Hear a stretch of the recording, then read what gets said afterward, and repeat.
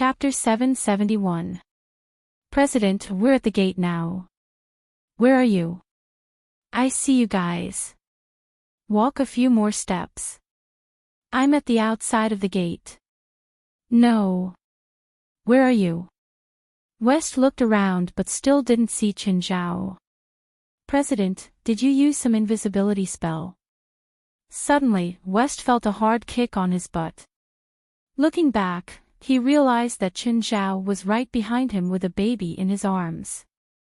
Because Qin Zhao was carrying the child, West subconsciously ignored Qin Zhao. This was actually a blind spot. It wasn't a curved corner. It was visual information that the mind automatically ignored. President, all the members stared at Qin Zhao, dumbfounded. A president carrying a child. Was he an imposter? This was completely different from Qin Zhao's persona. My daughter, Qin Zhao said.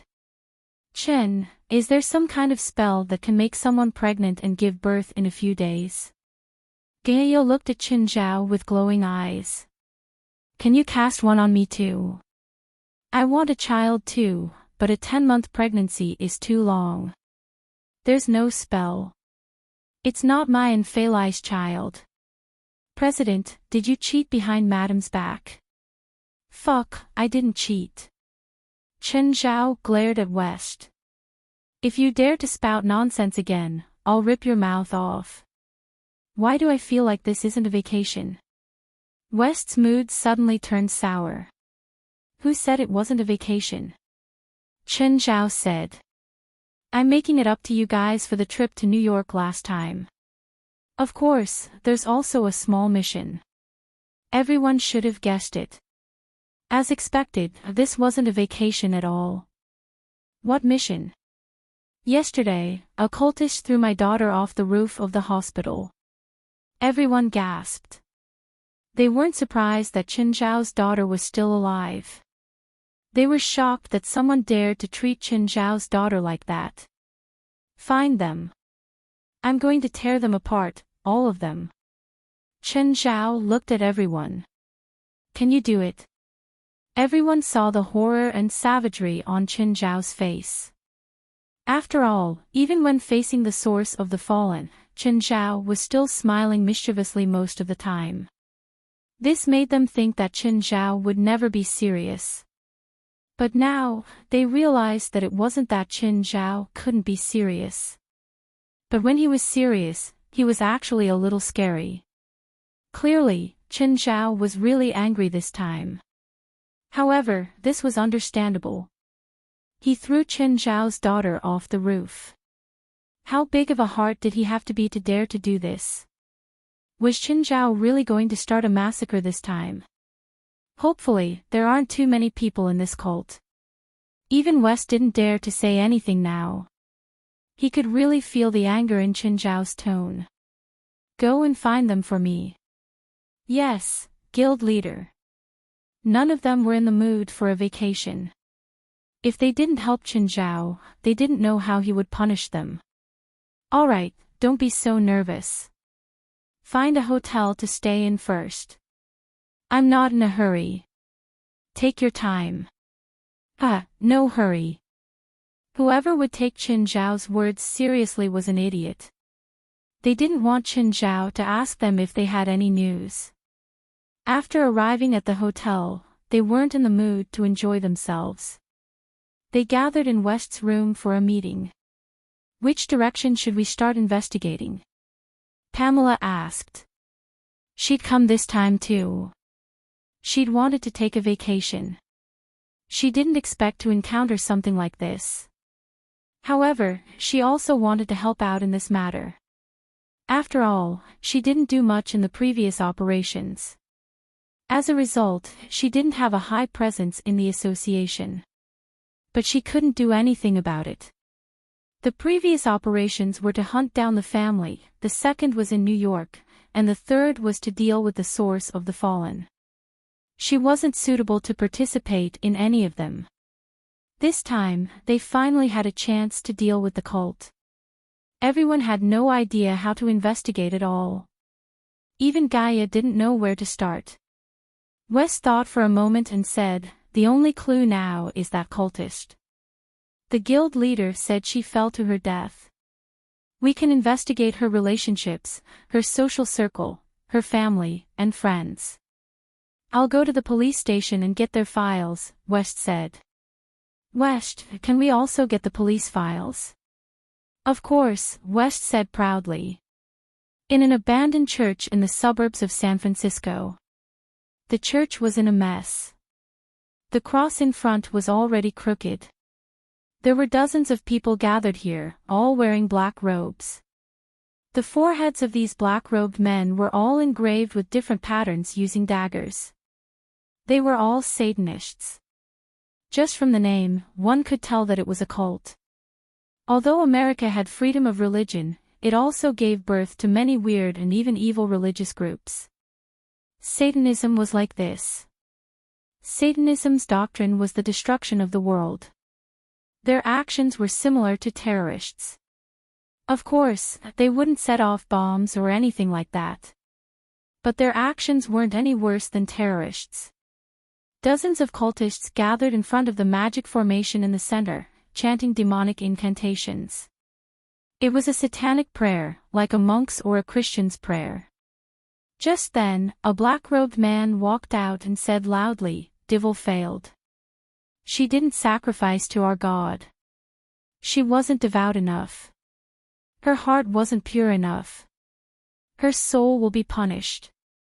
She won't be saved by our God before the apocalypse." The black-robed man looked at the other believers. "Lord Serreras can't wait any longer. In order to help Lord Serreras return from the void as soon as possible, you must work harder to find those babies who meet the requirements and sacrifice them to His Majesty Satan." "Leader, all the hospitals in the city are on high alert," a cultist said. "It's hard for the people we've planted in the hospitals to succeed." "Excuses," the black-robed man yelled. "You haven't even tried, yet you think you can't do it. This only means that you're not devout enough. Who steps forward to receive His Majesty's gift?" The black-robed man looked at the cultists. The cultists stared at the black-robed man with burning eyes. They knew what the so-called gift was. It was the power they dreamed of, the magical power that surpassed ordinary people. A dozen cultists stepped forward. "I'm willing to serve His Majesty." Chapter 772. "Alex, I'm going to move to a hotel." Chen Zhao called her.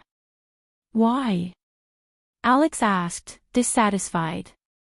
"I just don't think it's convenient." "Don't go yet.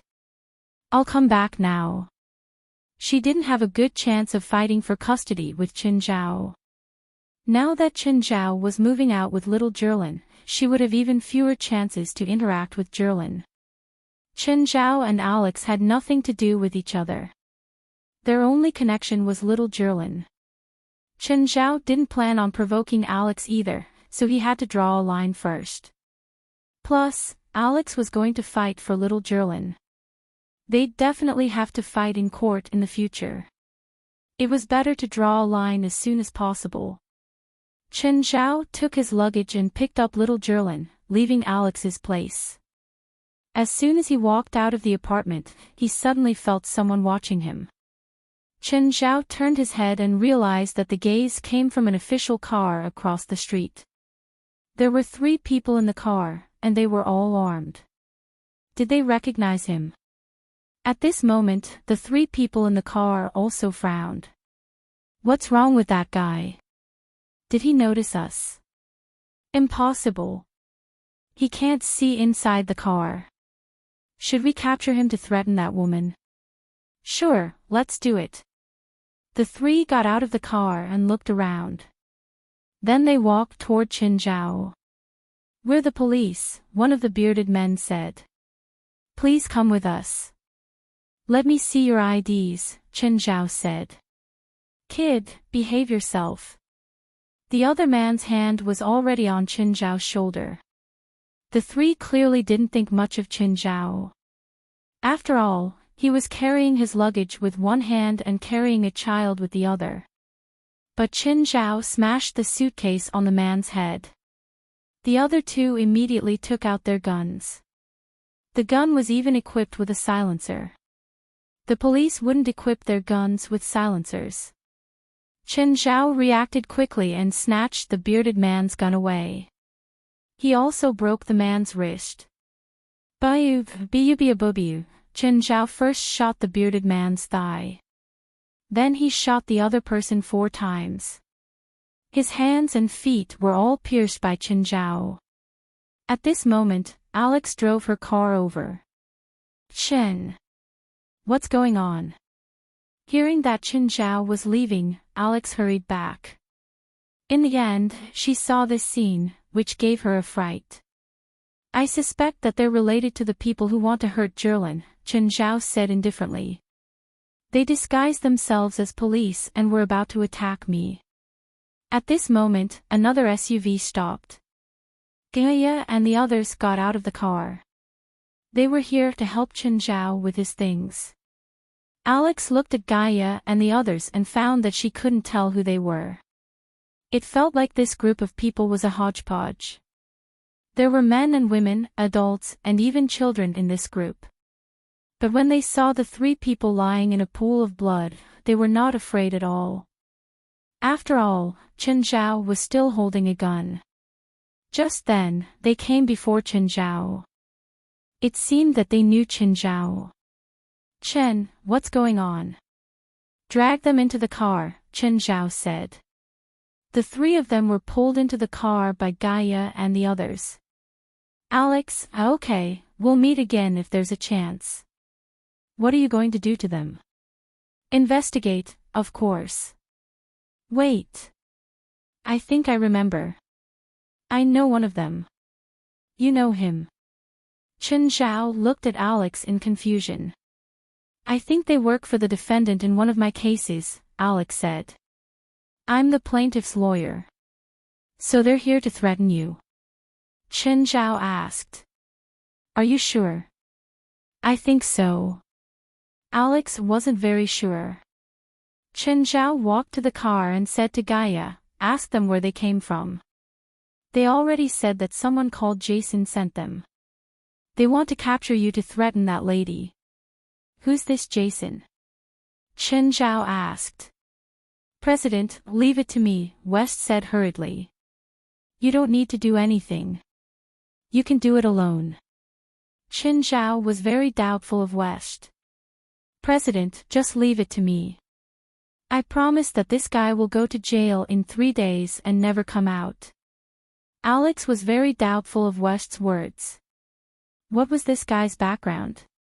Even the Supreme Court's judge wouldn't dare to say that he could send Jason to jail in 3 days. West had no choice but to agree. If they just wanted to capture Qin Zhao, it wouldn't be a big deal. They even wanted to capture Qin Zhao's daughter. Didn't they know that Qin Zhao had been very irritable recently? Did they want to drag their gang down with them? If Qin Zhao found their boss territory, blood would flow like a river. If Qin Zhao killed dozens or even hundreds of gang members, blood would flow like a river. Even if they were all gang members, it didn't mean that everyone deserved to die. Just thinking about the consequences made West's hair stand on end. That was why he'd volunteered to take the job. What do we do with these 3? Qin Zhao asked. West held his gun and fired 3 shots. Then he looked up at Alex. Miss, you can call the police now. Aw. Alex was shocked by West's ruthless methods. She'd thought that Qin Zhao's gang would kill her. At the very least, they would threaten her. But West's words left her at a loss. Really call the police? Yes, Qin Zhao said. West, Qin Zhao said, I'll leave you here. Bye, Alex. Alex looked at West hesitantly. Do you need me to say it? No. Just tell me the truth. Really? Tell me the truth. Alex was stunned. The police came. West talked to them directly. Then he was brought into the police car. But not long later, West got out of the car. Alex couldn't figure out who West was. Why did he have so much power? Oh, he seemed to have called Chen Zhao president earlier. Who was Chen Zhao? He had the same power as the police. No, he had more power than the police. Even the police couldn't keep shooting when the criminals couldn't fight back. But West didn't care at all. He killed the 3 people directly. They must be from some government department. Were they spies or something?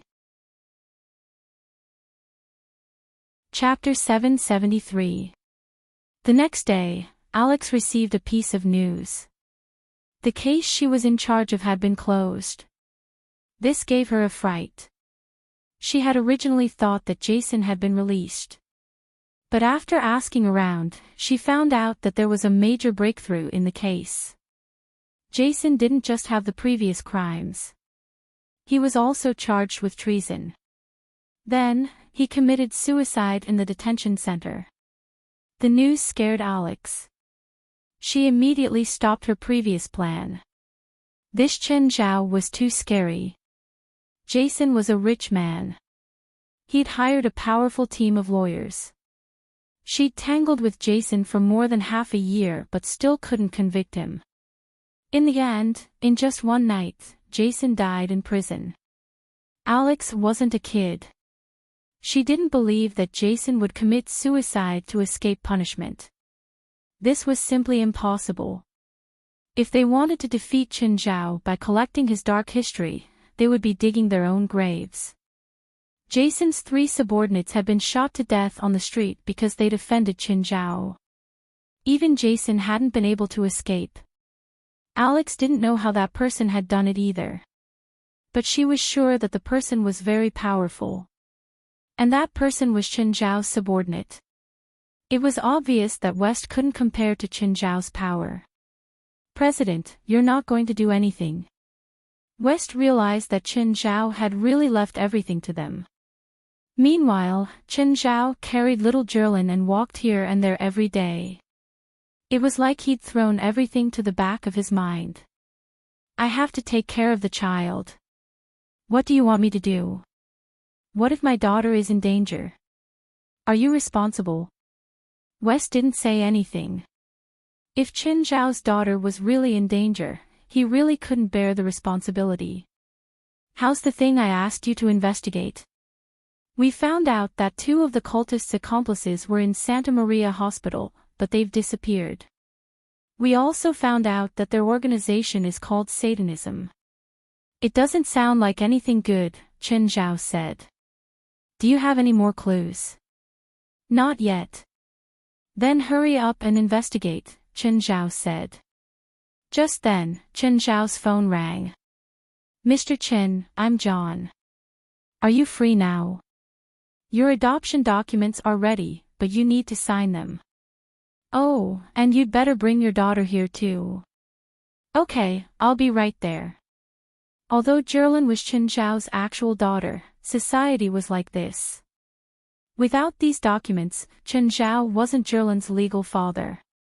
Of course, if something happened to the adoption certificate, he couldn't guarantee that he wouldn't use other methods to take the child back. After all, Jerlin was his daughter.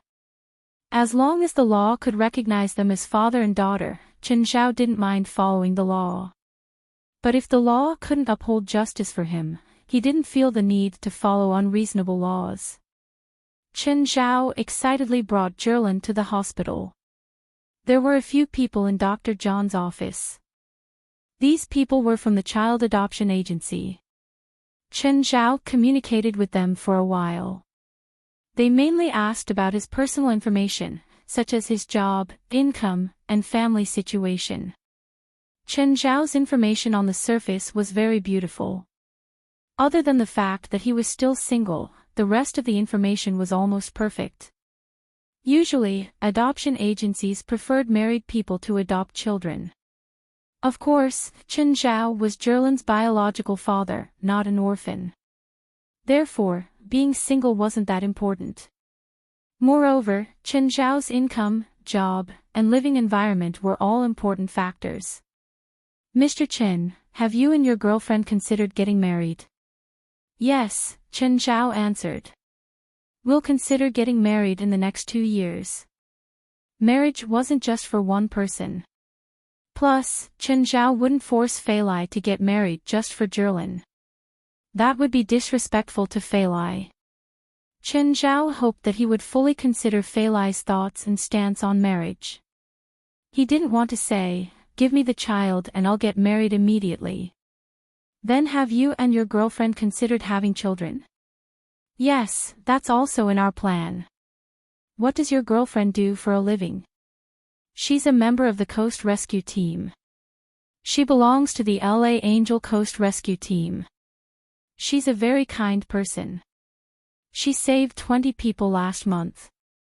These adoption agencies had a scoring scale. Generally speaking, if the child was above the passing line, they would be able to get custody. Fei Lai's work was also very good. Hearing Fei Lai's answer, the few people nodded in satisfaction. Then do you or your girlfriend have any bad habits? For example, alcoholism. You should have already gotten my information. My girlfriend and I don't pursue pleasure from that kind of stuff. We're both very healthy. We don't have any bad habits, including marijuana. Marijuana was very common in America. For example, the former president, Obama Guanhai, had smoked it when he was young. In fact, in the entire American society, more than 100 million people had smoked or tried it. At least 35 million people would try it a few times a month. California had just legalized marijuana this year. There was a saying in America, if you haven't tried marijuana, it's like you haven't gone to college. Chen Zhao did not comment on this, but he had never liked such things. He didn't flaunt his morals. After all, he wasn't a white sheep who'd just arrived in America. Right now, he was a wolf in sheep's clothing. However, in this kind of situation, one's own lifestyle was also a very big plus. Mr. Chen, I heard from the hospital that you jumped from the 10th floor to save your daughter when you saw her for the first time. Is that right? As a father, I can't let my child die in front of me. I just did what a father should do. To be honest, the people in the adoption agency had been working for a long time, but they had never seen an adopter with such a perfect record. Chen Zhao had even used his actions to prove that he was a good father. At least, he would protect his daughter at all costs. Even if Chen Zhao was Asian, they had no reason to reject his request. Please sign this document, a bespectacled woman said. Then you can take your daughter back. Chapter 774. Carrying little Zhilin, Chen Zhao walked to the door and shook hands with the people from the adoption agency again. Just then, someone touched Chen Zhao's back. Chen Zhao turned around and saw a male caretaker hurrying over with a baby in his arms. Chen Zhao reached out and grabbed the caretaker's shoulder. The caretaker turned to look at Chen Zhao. Sir, what's wrong? Where are you taking the child? Chen Zhao asked. Oh, the child's mother is waiting downstairs. I'm taking the child to see her. His mother is taking him out of the hospital. Why do you have to take him down? Why isn't she carrying him herself? The caretaker's expression changed. He shoved Chen Zhao away and tried to escape. Behind them, Dr. John's expression changed drastically. He immediately realized that this was another case of stealing a baby. Grab him. Chen Zhao grabbed the caretaker's shoulder tightly. The caretaker couldn't break free at all. Ah! The caretaker's shoulder was almost crushed by Chen Zhao's grip. Chen Zhao was still carrying the child in one hand and the caretaker was also carrying the child. Therefore, Chen Zhao couldn't do anything else. The only thing Chen Zhao could do now was to grab the caretaker so that he couldn't exert any force. This was to prevent him from hurting the child in his arms. The hospital's security guards came and snatched the child from the caretaker's arms. The other two guards pressed the caretaker to the ground. Only then did Chen Zhao let go. Just then, the woman from the adoption agency said, "Mr. Chen, how did you know there's something wrong with him?" "The child's mother is a police officer," Chen Zhao said, smiling. Chen Zhao said with a smile. But when he said this, he felt a little upset. Although he and Jerlin had parted on good terms, he never thought that he wouldn't even have the chance to see her one last time. It was as if Jerlin had been having fun with him yesterday, but today, they would never see each other again. Suddenly, the caretaker who had been pressed down by the two guards flipped them over. He jumped up and pounced at the guard who was carrying the child. "Give it to me. This is Satan's gift. Give it to me." Chen Zhao couldn't just stand by now. He turned little Jerlin's head to his chest and stepped forward, kicking out. Bang! Chen Zhao's kick landed on the male nurse's chest. Everyone could hear the sound of his bones cracking. Then, he flew out and smashed into the wall behind him. When he fell back to the ground, he was no longer breathing. "Oh no, I was too heavy-handed." In that instant, Chen Zhao didn't think too much. In a moment of hot-headedness, he struck heavily, or rather, heavily kicked. The power of this kick was probably 3 tons. The man's injuries were probably similar to being hit by a truck. "Mr. Chen, I can testify for you. You're trying to protect a child," the woman from the adoption agency said. "Yes, I can also testify for you. I think what you did was right. Those who hurt children should not be forgiven," another person said. "Thank you." Actually, Chen Zhao wasn't worried about being punished. The real reason why he felt that he was too heavy-handed was because he wanted to keep them alive. However, with this kick, the male nurse's internal organs would probably be smashed to pieces. "Mr. Chen, this is my name card. If you're punished for this incident, you can call me no matter where or when. I'm willing to testify for you at any time. Thank you. Ms. Mara." Chen Zhao only knew the woman's name after looking at the card. Mara and the other people from the adoption agency waited until the police arrived and helped Chen Zhao prove the whole story before leaving. As for the cultist, he was indeed hopeless. Chen Zhao had sent him to God with a kick. Or sent him to see his master, Satan.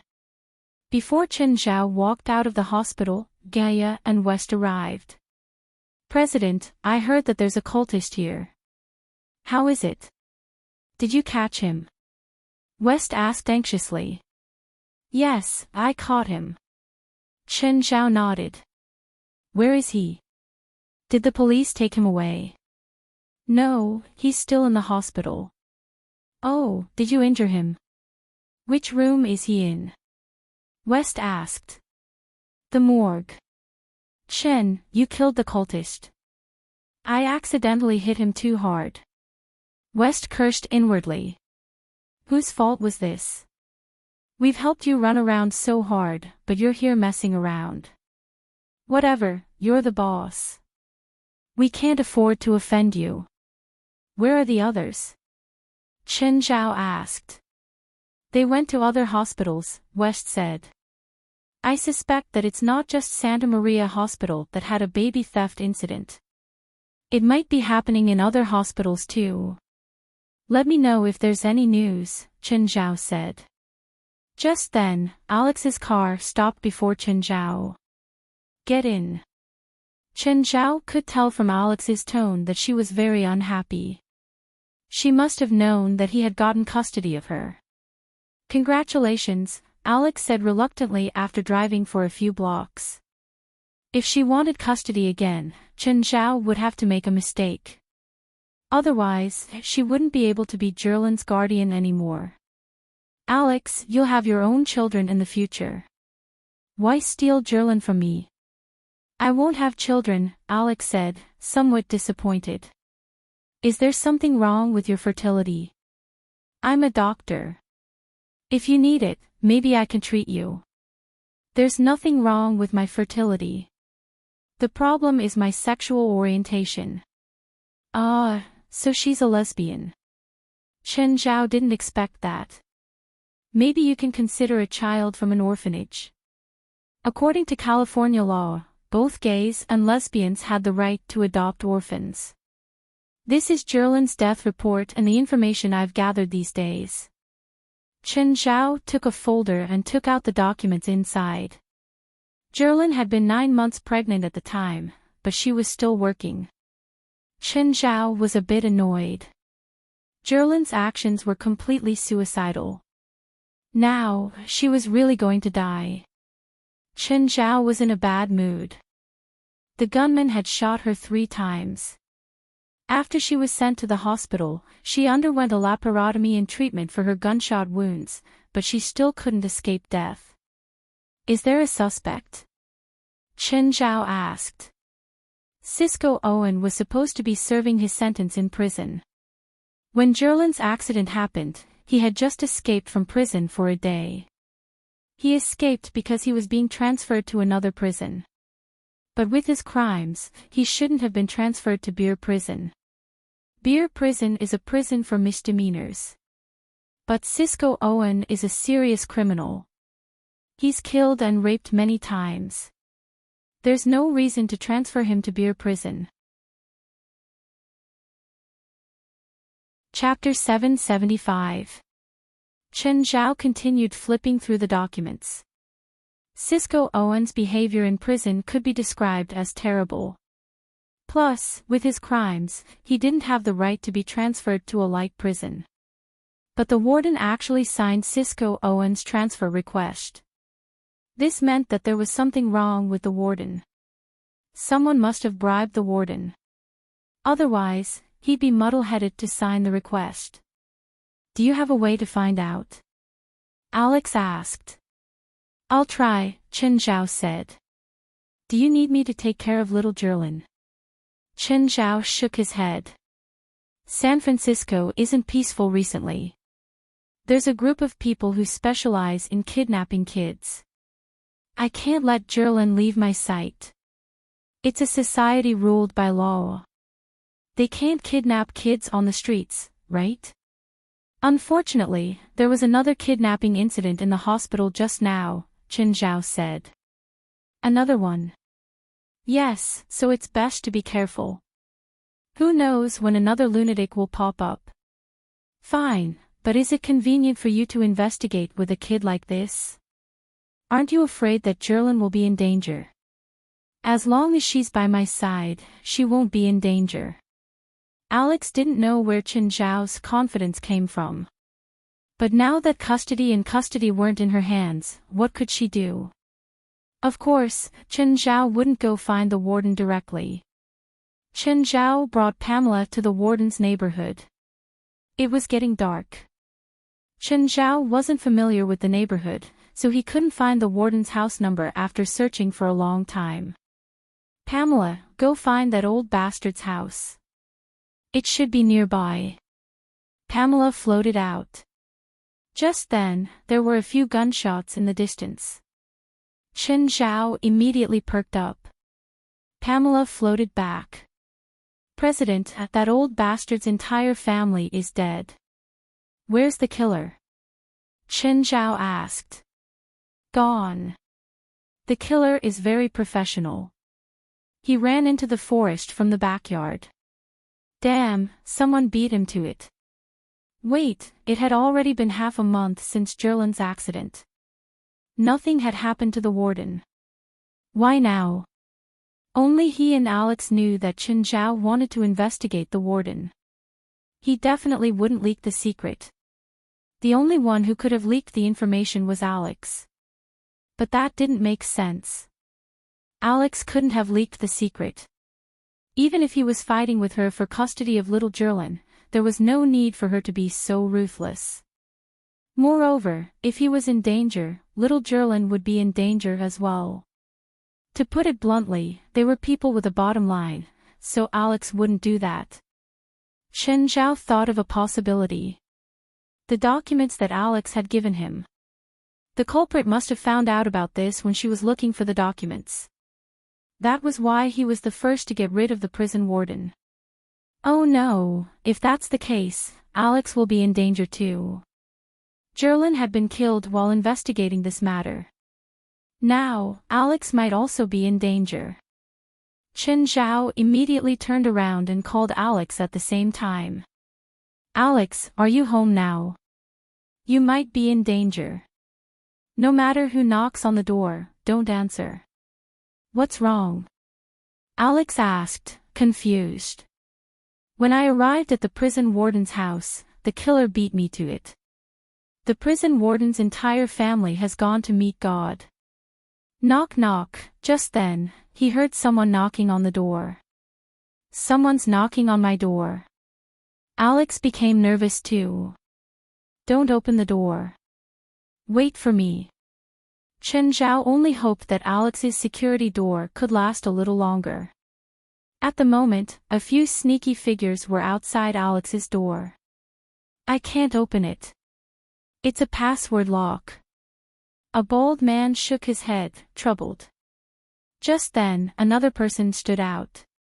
He took out a silencer and fired at the lock. The bullet bounced back and almost hit one of their own. Fuck, it's useless. Is this a security door? Why does it feel like a vault door? This is a high-end apartment building. The people here are all rich. Whatever, let's go. That woman must have called the police already. We don't have time.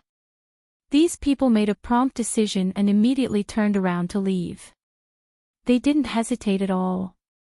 It wasn't impossible for them to force their way in. But they weren't confident that they could break through the door in a short time. If they took too long and the police came, they wouldn't be able to escape even if they wanted to. They walked out of the apartment building. A man carrying a child walked toward them.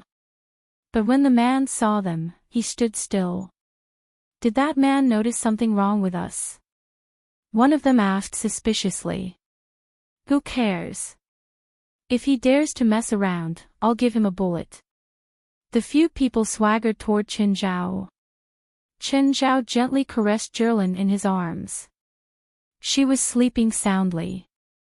The more they walked, the slower they became. They could already feel Chen Zhao's gaze. It wasn't a gaze of suspicion, but a gaze of confirmation. He knew their background and identity. The leader of the criminals looked around. There was no one else around, and there were no surveillance cameras. He pointed his gun at Chen Zhao. Chen Zhao looked at him. You don't have a silencer. Ha. I like guns without silencers. But suddenly, darkness engulfed the man. This is... Oh, it was as if asphalt had been poured on his head. It instantly engulfed the leader. Then, the darkness engulfed the man completely. The remaining four hurriedly pointed their guns at Chen Zhao. Panic and disbelief were written all over their faces. Chen Zhao looked at the four before him. Who doesn't have a silencer? Put it on yourself. If you disturb my daughter when you shoot, I'll make you disappear into the darkness forever. The four's legs trembled as they stared at Chen Zhao in fear. They didn't even dare to shoot. They just kept trembling. Open, one of them was about to call his partner to shoot, but he was immediately swallowed by the darkness again. I said, don't shoot without a silencer. The three paled in fear. Looking at their guns, they immediately threw them away. Don't kill us. Tell me, who sent you? The three of them looked at each other, all hesitating. Forget it. This isn't the place to interrogate. The dark prime fluid surrounded the three of them once again. Without any resistance, the three of them were completely engulfed by the dark prime fluid and disappeared into the darkness. Chen Zhao stuffed all five of them into the trunk. As for whether the trunk would be too crowded, he didn't feel it, so it didn't matter. Chapter 776. Seeing that no one had spoken for a long time, Alex first looked outside through the door. Was there no one outside? There seemed to be some noise downstairs. She ran to the balcony and looked down. It was already dark, but Alex still saw Chen Zhao get out of the car. Then she saw Chen Zhao, who was carrying little Jerlin, face off with a few people. They were pointing their weapons at Chen Zhao, but because they were quite far away, she couldn't see clearly. Alex didn't know what to do, but something strange happened. She didn't know what was going on either. Chen Zhao didn't do anything, but the people put down their guns. Then she saw Chen Zhao drag 5 people into the trunk with one hand. They seemed to be tied up with black ropes.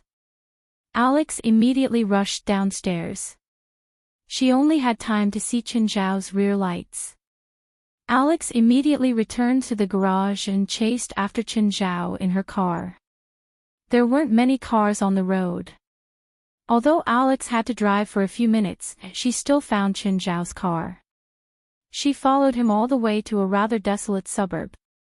Just then, Alex's phone rang. "Alex, why are you following me?" Chen Zhao's voice came from the other end. "You know I'm following you." "Of course. This road is so secluded. Unless I'm blind, there's only 2 headlights. I saw you arrest 5 people. Are you going to call the police?" "No, they're all related to Jerlin's death." Alex wasn't a law-abiding person. In fact, not many lawyers would actually follow the law completely. Their job was to find loopholes in the law. Just then, Chen Zhao stopped the car and Alex followed. "You shouldn't be here." Chen Zhao carried little Jerlin and looked at Alex, who ran over. "Why can't I be here? You even brought little Jerlin here. She doesn't know anything. Also, look, she's already asleep. What do we do next?" "Carry the child." Chen Zhao shoved little Jerlin into Alex's arms. When he opened the trunk, the 5 people were about to become deformed. The trunk was only so big, and the 5 of them weren't small. If they were locked in for another 20 minutes, they would probably suffocate. Alex was a bit puzzled. She clearly saw that these 5 people were tied up with black ropes. How could they disappear now? Forget it, maybe I'm seeing things. Chen Zhao dragged a person down. The man screamed in fear. Wow, little Jerlin was startled awake, and then she burst into tears. Alex hurriedly comforted little Jerlin. Chen Zhao grabbed the man's mouth. "Please don't make any noise. You're scaring my daughter." Alex looked at Chen Zhao. "He did wake your daughter up, but you scared him so much that he peed his pants." The 4 people in the trunk listened to the screams outside, which were far scarier than the ones outside. Humans' greatest fear came from the unknown. They didn't know what was going on outside, so they were more afraid than facing Chen Zhao directly. Alex didn't know what Chen Zhao was doing either. He seemed to be stuffing something into the man's mouth. Then, the man began to struggle and spasm, but he couldn't make a sound. "Alex, do you want to rest in the car?" Chen Zhao asked. "I don't need it. But my little Jerlin needs it." Chen Zhao looked at Alex. Alex thought about it and returned to the car. She probably understood what Chen Zhao was thinking. It wasn't convenient for an outsider like her to participate in some things. Perhaps the following scene would be very cruel. Alex carried little Jerlin back to the car and closed the window. Then Chen Zhao pulled the second person out of the trunk. Seeing his partner on the ground, the man's legs went soft. Chen Zhao stuffed another ball of dark serum into his mouth. Then a third person, then a fourth, then a fifth. Alex couldn't hear the 5 people's screams. But she could see them spasm on the ground. It was a silent pain. Although she couldn't hear anything, it was even more terrifying than the screams.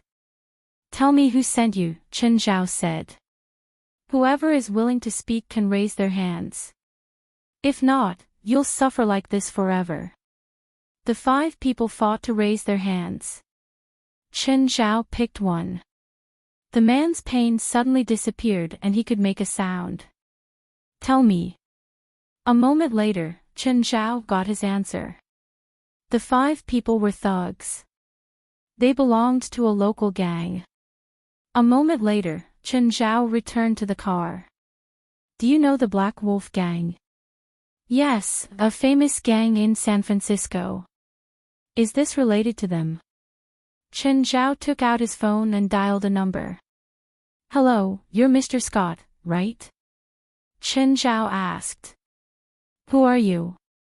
Why are you holding Rat's phone? I want to ask who told you to send people to harass Miss Alex. What happened to Rat and the others? Mr. Scott, please answer my question directly, okay? Release my people. Otherwise, I will make sure that you and your family will never be able to live in peace.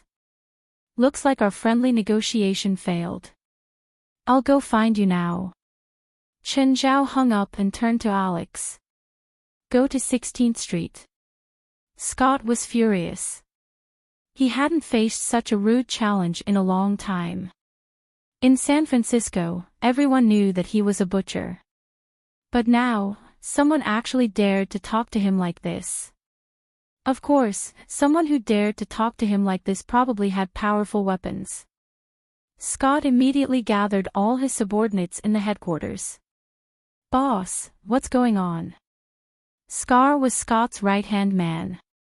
He'd once been a mercenary, but because he'd broken some mercenary rules, he'd been ostracized by the entire group. In the end, Scott had taken him in. Scott's current status was largely due to the group of gunmen trained by Scar. After Scar's military training, the gunmen might not be comparable to real soldiers, but their combat ability wasn't something regular gangsters could compare to. We'll have an uninvited guest tonight, Scott said. Just one. Maybe a powerful armed force. I'm not sure how strong he is right now. Scott's eyes flashed. Bring him to me. No one has ever spoken to me so rudely. No matter who he is, I'll make sure he doesn't leave. Chapter 777. Chen, are you sure you want to go in alone? Alex looked at the 7 or 8-story building in front of her. That building was the headquarters of the Black Wolf Gang. On the surface, it looked like a security company, but even hoodlums didn't dare to come here. The entire building was pitch black. There was no light at all. How about you come with me? Don't even think about it. Chen Zhao shrugged. Actually, I'm only going in to negotiate. I might not use force. Can't I come tomorrow? I'm busy during the day. Chen Zhao combed his hair. Alex stared at him. Do you really think you're here to negotiate? Chen Zhao walked into the building. Immediately, there were gunshots. Alex shuddered in fear. Then there was silence. That guy isn't dead, right? Alex thought to herself. Scar stood in front of the second floor's fence, holding a sniper rifle. He looked at the corpse lying in the hole. Boss, it's done. There's only one person. Sorry, no one survived. It's fine, Scott said, unconcerned. If he's dead, then he's dead. Captain, the corpse is gone. Gone. Scar was stunned. Boss, the situation has changed. Thud, thud, thud, help. In the darkness, the people lying in ambush in the hall kept screaming. Come to the first floor for reinforcements, come to the second floor, but after the screams, the first floor fell into dead silence. There was no sound at all. There wasn't a single person to be seen. Scar's heart trembled. He'd miscalculated. Suddenly, a cold hand appeared from the darkness without any warning and grabbed Scar's neck. You shot me just now, right? Chen Zhao's voice rang in Scar's ears. Scar spun around and pulled out his gun to point at Chen Zhao, but there was no one behind him. Damn! Scar tried to turn around again, but Chen Zhao had already grabbed his wrist and pointed the gun upwards. Scar tried to break free, but he wasn't strong enough to shake Chen Zhao's grip. Chen Zhao increased the strength of his palm. Scar screamed. Just like that, Chen Zhao dragged him up. Alex kept looking at the building in front of her. Although the building was dark, they could still see the light of the gunfire. First, there was the flash of light on the first floor, then the fire on the second floor, then the third, fourth, fifth. Alex's mind was a mess. A single person breaking into a fully armed gang's headquarters and continuously breaking through it. Could he wipe out the entire gang by himself? At this moment, Scott, who was on the top floor of the building, was also panicking. Based on the report from his subordinates, the other party was constantly breaking through and had already reached the 6th floor. No matter how many ambushes he set up, how many gunmen. Even if they used their only heavy machine gun, they still couldn't stop that person from breaking through.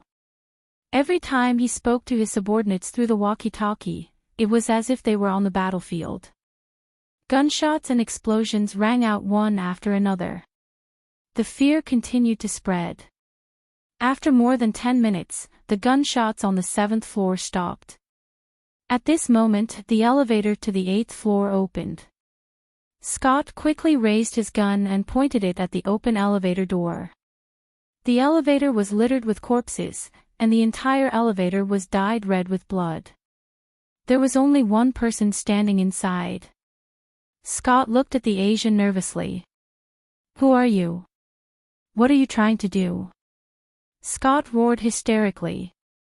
Who told you to send those people to cause trouble for my sister-in-law? Or was it your own request? Did you kill my daughter's mother? Chen Zhao walked out of the elevator. I don't understand what you're saying. You don't understand. Chen Zhao walked toward Scott. Scott immediately yelled nervously, Don't come over, don't come over. I'm going to shoot. But his yelling couldn't stop Chen Zhao. Chen Zhao still walked toward Scott. You have one last chance. Who told you to send people? A member of Bright Electronics' board of directors, Scott finally answered. He couldn't take it anymore. He didn't want to face Chen Zhao anymore. There were dozens of gunmen in the entire building, but Chen Zhao had actually broken through. He knew that the gun in his hand couldn't guarantee his safety at all. Where were his subordinates? Were they dead or alive? Then why did they do this? Chen Zhao asked. I don't know. I just took the money. An hour later, Chen Zhao returned to the car. The moment Chen Zhao opened the door, Alex could feel the smell of blood on Chen Zhao's body. Just as she was about to ask, Chen Zhao spoke first. Cover little Jerlin's ears. What? Cover my daughter's ears. Why? Rumble, the 8-story building began to emit violent explosions. Amidst the flames and explosions, the building started collapsing. Wah! Little Jerlin was startled awake again, and with a wah, she began to cry. See, Jerlin woke up in fright again. You killed them all. Chen Zhao didn't answer Alex's question. Instead, he changed the topic. Do you know Bright Electronics?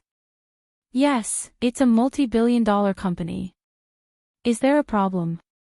Bright Electronics is related to Jerlin's death, Chen Zhao said. What? Alex exclaimed. How did my sister get involved with them? I don't know, Chen Zhao said. It's related to the sightseeing ship shipwreck 8 years ago. Your sister was investigating this case at the time. It might be related to Bright Electronics.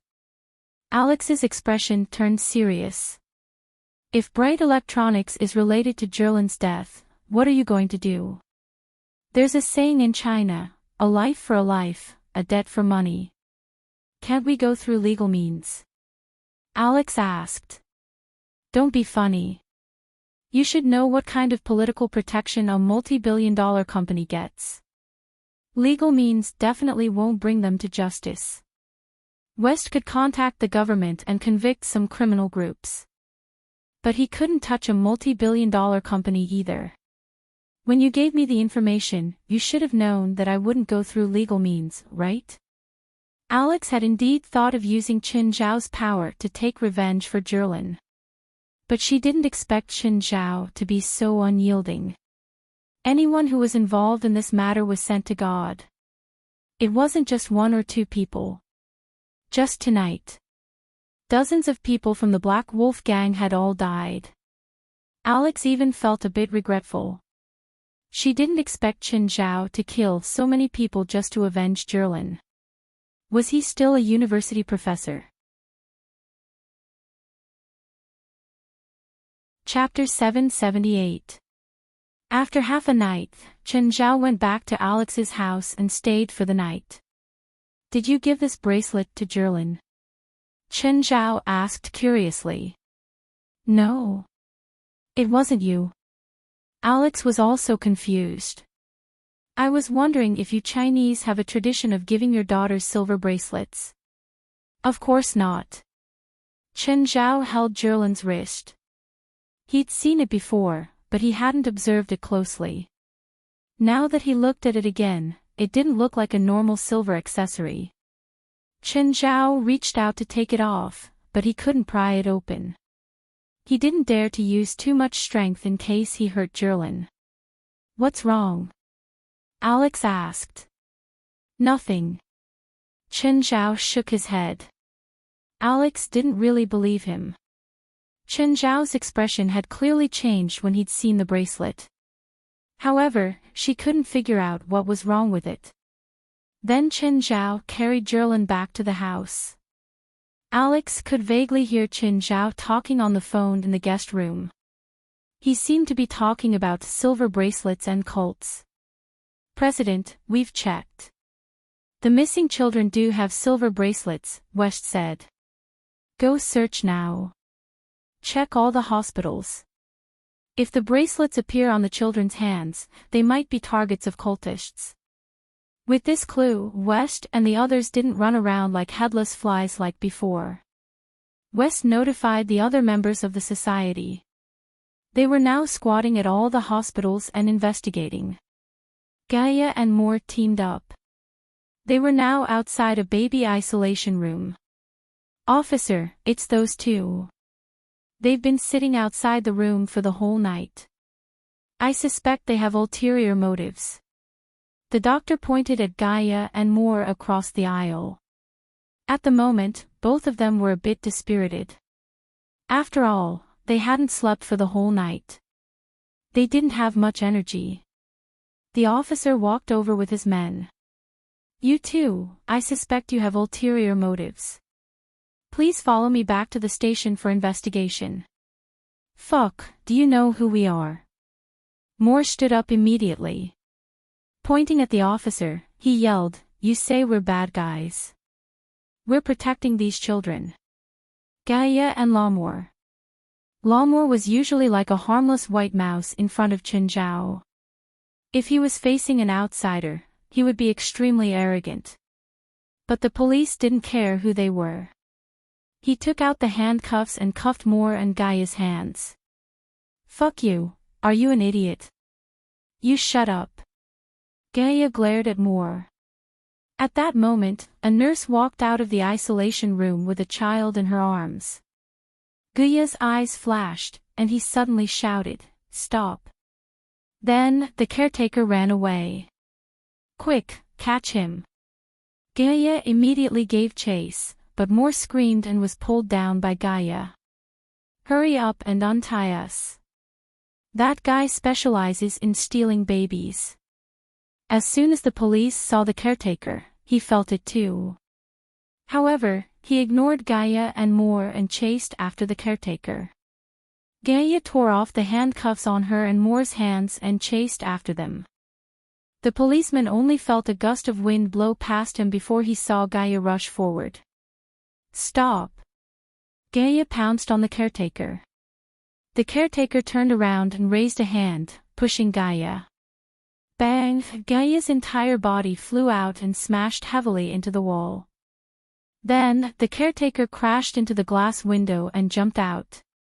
The policeman was dumbfounded. He looked down and saw the caretaker land steadily on the ground. The policeman wanted to jump down too, but he was terrified when he saw the height. Gaia stood up again. He'd underestimated his opponent.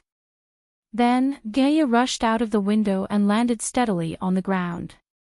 Gaia was about to chase after him when he heard a cry from upstairs. "Catch me!" Gaia looked up and saw the policeman jumping down. Gaia had no choice but to catch him. It was as if he was carrying a princess in his arms. "Are you okay?" "I'm fine." The policeman felt like his waist was about to break. Gaia's arms were like steel bars. He fell from more than 10 meters. Although Gaia reduced some of the force, the policeman still fell hard. Gaia was about to chase after him when the policeman shouted, "Get in my car." Although the policeman's entire body was in pain, he endured the pain and shouted. His car was right next to him. Gaia looked back and rushed into the police car. "Hurry up, catch up." It was early in the morning, so there weren't many cars on the street. The caretaker also jumped into a car with the child. A street chase began. "Drive faster. Can you do it?" "If you can't, I'll drive," Gaia urged. "Fuck, this is a police car, not a sports car." The policeman was also nervous. After all, it was a baby that had been stolen from under his nose. He couldn't lose it no matter what. The policeman gritted his teeth and stepped on the gas. "Who are you?" the policeman asked. "I'm not a bad person," Gaia said, his eyes fixed on the fleeing car in front. The policeman didn't say anything, although he wasn't sure of Gaia's identity. However, when it came to saving the child, they were on the same side. The two cars quickly drove out of the city, and the car in front turned into a country road. Not long after, the car in front of them stopped. Two people got out of the car. One of them was the caretaker who had stolen the child.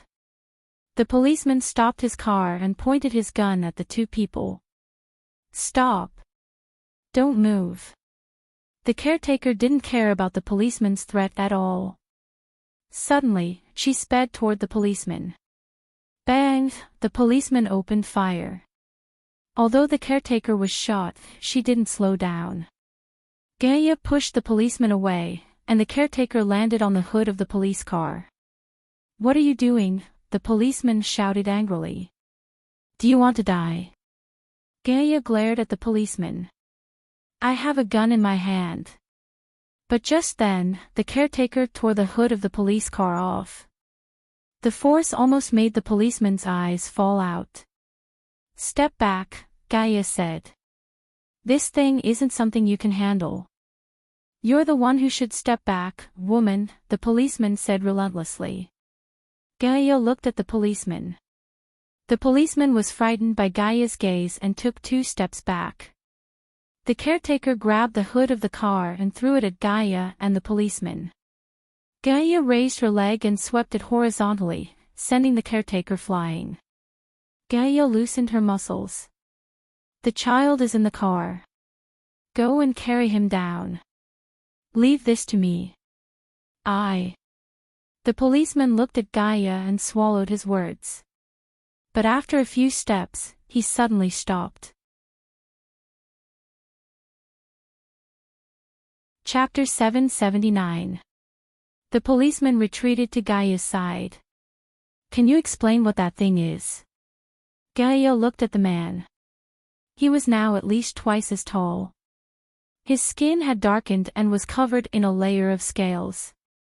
His palms had grown sharp claws, and a large tail had appeared behind him.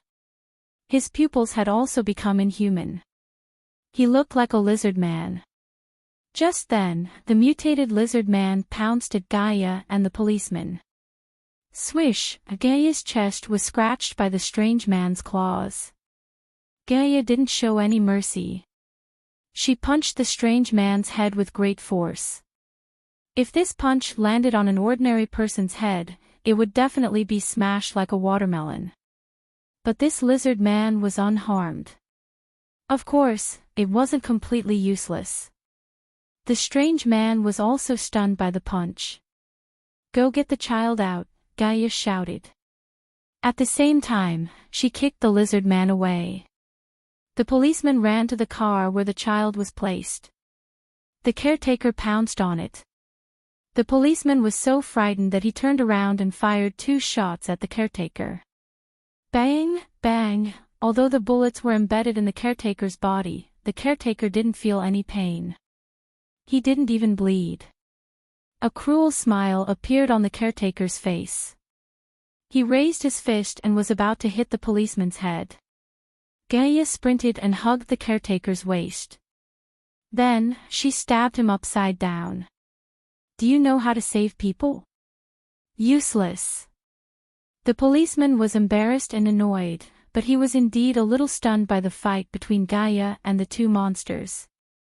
At this time, he didn't dare to delay anymore. Gaia and the 2 monsters were fighting fiercely. It seemed that Gaia was even slightly injured. The 3 of them were in a complete mess. Gaia was still struggling to fight 1 against 2. The main reason was that she didn't have her weapon with her. The caretaker pounced on Gaia and bit hard at her neck. Even though Gaia had copper skin and iron bones, the bite was painful. However, this bite also angered Gaia. Gaia didn't care that the caretaker was still biting her neck. She directly pulled the caretaker down. The caretaker's mouth was still stained with blood from Gaia's neck. Gaia pried open the caretaker's mouth. She took a deep breath and spewed dragon breath at the caretaker's mouth. Then, with a kick, the caretaker's body exploded in midair with a bang. The policeman got out of the car with the baby in his arms. He happened to see this scene. "Are you a monster too?" Gaia glared at the policeman. "Protect the child." The policeman stopped talking. He also felt that his words were too much. After all, Gaia was trying to protect him and the child. The other lizard man saw that its companion was dead, but it didn't run away. Instead, he ran to the corpse, picked up a black sphere, and stuffed it into his mouth. Then, the lizard men began their second mutation.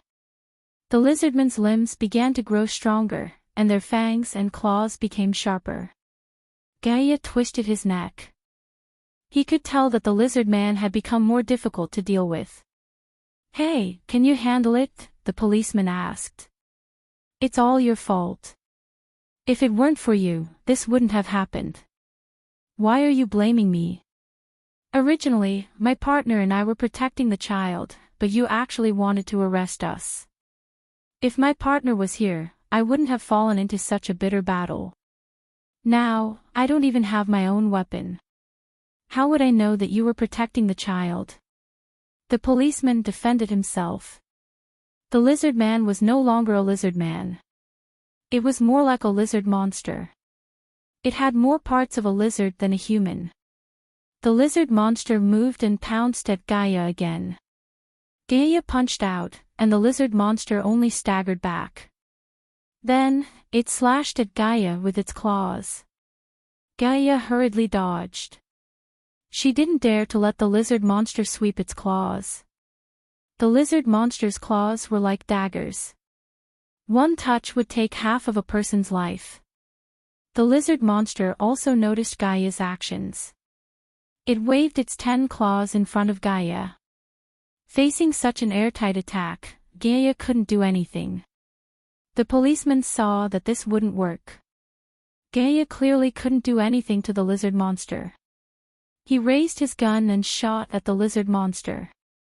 This shot attracted the lizard monster's attention. The policeman was so scared that he peed his pants. He turned around and ran with the baby. The lizard monster was just about to pounce on the policeman when Gaia grabbed its big tail. The lizard monster swung its tail, trying to fling Gaia away. But Gaia's strength was also extraordinary. She was stronger than the lizard monster. Gaia pulled the lizard monster's tail and turned it into a windmill. Gaia smashed the door into a hard spot. She smashed it into a tree, then a rock, and finally a police car. Although the lizard monster was strong, it couldn't withstand such a flurry of attacks. At this moment, a car rushed over.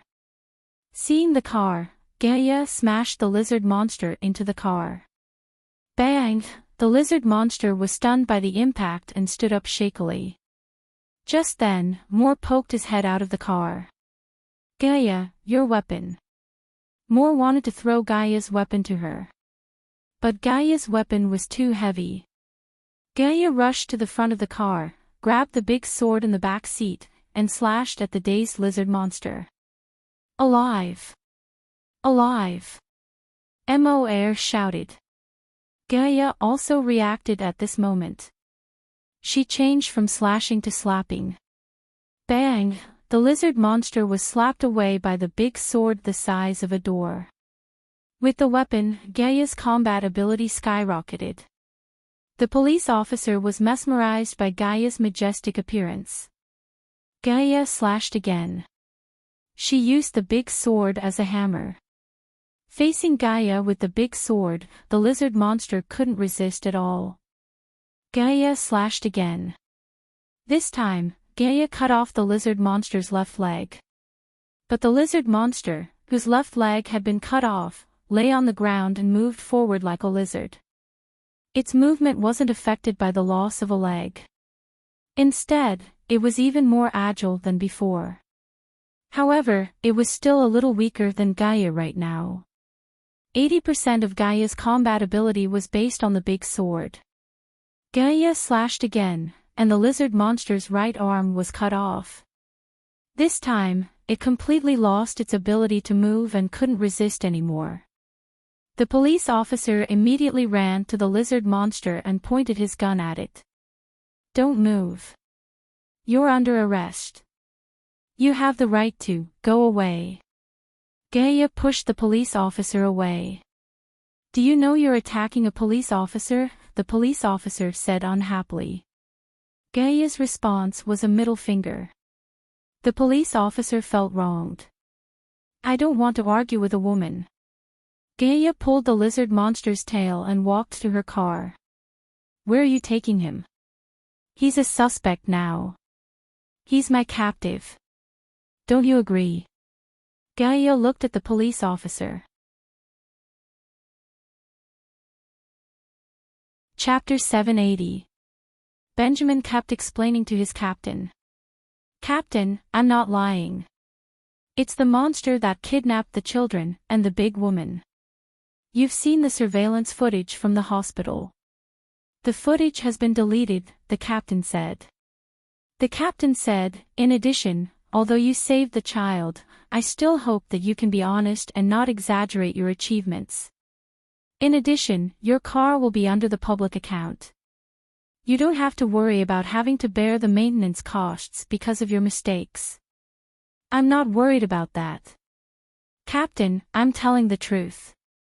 The woman caught the lizard monster, Benjamin said excitedly. Benjamin said excitedly, Captain, I've checked. In the past 3 months, 14 children have gone missing in San Francisco. All of them were born less than a month ago. Now there's a group of monsters out there stealing children. I think we have to be vigilant. The other woman must know more. We should find her and get clues from her. Okay, Ben, be quiet. Maybe you hit your head, so you're a little confused. I'll give you 3 days of paid leave to relax. Benjamin was very dissatisfied with the captain's distrust of him. Captain, I'm not hurt. I don't need a leave. I want to investigate this case. Ben, if you keep nagging, I'll make you hand over your badge. Benjamin wanted to say more, but the captain didn't trust him at all. In the end, Benjamin could only slam the door and leave angrily. He believed what he had seen, and he was very sure of what he had seen and experienced. It wasn't something that he had guessed, nor was it something that he had made up. Since the captain didn't believe him, he would investigate it himself. Benjamin held back his anger. The more people doubted him, the more he wanted to prove it to them. Benjamin ran to the archives. "Hey, Carrie, can you help me look up some information?" "What do you want to look for?" Carrie, the archives manager, asked. "Cases related to children in San Francisco in the last 3 months." "Are you kidding me? There are at least 1,000 cases. Hospitals, newborns." "Okay." Carrie then helped Benjamin search for cases. A moment later, Carrie came out with dozens of cases. "Do you need me to print them out?"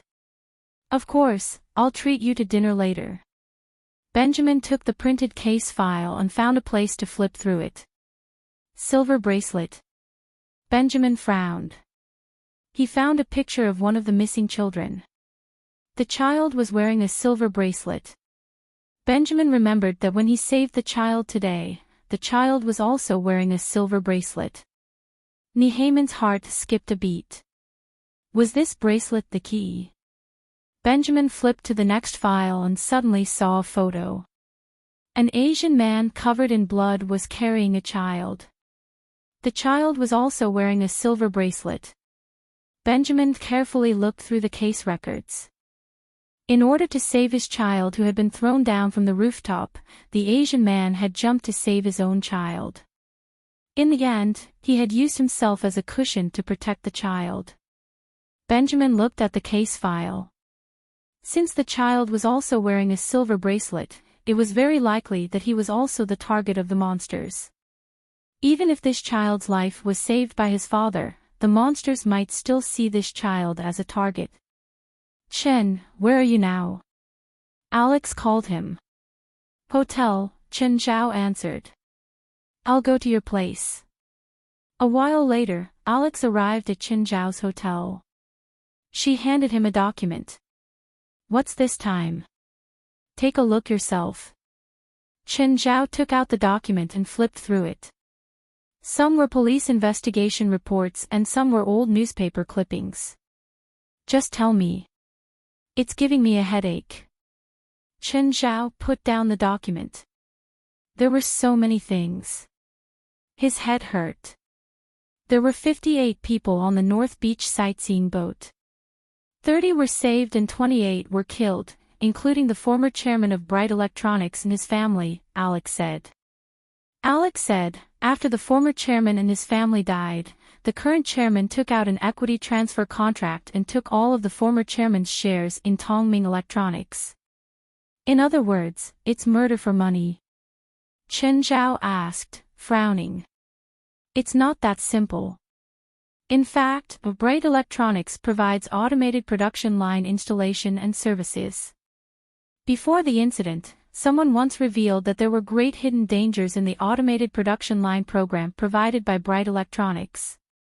During that time, the stock price of Bright Electronics plummeted. And then? Is there something fishy going on? Alex thought for a moment and said, although there is no direct evidence, we can roughly guess from some details that this matter is likely fake news that the current chairman, Deng Boli, secretly released in order to buy the former chairman's shares at a low price. However, the former chairman didn't fall for this, so Deng Boli took a risk out of desperation. First, he kidnapped the former chairman's family and forced the former chairman to sign the share transfer contract. Then, he sent the former chairman and his family on a sightseeing boat, and then artificially created this accident, creating the illusion that the family's deaths were accidental. Alex added, and this isn't something that Deng Boli can handle alone. Although there is a share transfer contract, this kind of free transfer of shares has not been investigated by any judicial organization. This is because the board of directors has acknowledged this share transfer. In other words, Deng Boli isn't the only one on the board of directors of Bright Electronics who is plotting the shares of the former chairman. Who exactly? I don't have evidence, Alex emphasized. I'm not a court. After I confirm this, I don't need evidence. I only need the facts. I'm afraid only Dang Boli knows how many people are involved in this. It's okay. I'll pry open their mouths one by one. Don't mess around. They're all billionaires and have many bodyguards. Of course, Chen Zhao knew that dealing with rich people was completely different from dealing with gangs. Even if Chen Zhao killed his way through the gang, no one would seriously investigate him. However, if a rich person died, the police and even the government would be under great pressure. This was a society of money. The rich all looked at each other. If so many rich people died at once, the other rich people would definitely feel unsafe.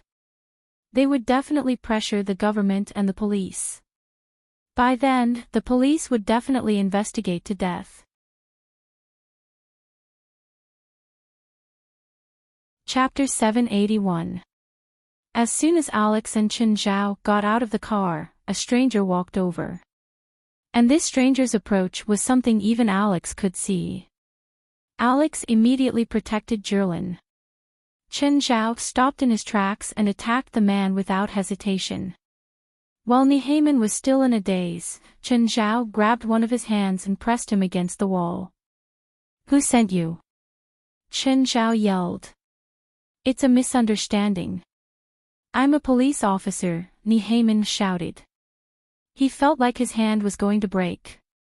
It wasn't that he didn't want to fight back. More importantly, it felt like his hand was clamped by an iron clamp. He couldn't even move, let alone fight back. Where's your ID? In my pants pocket.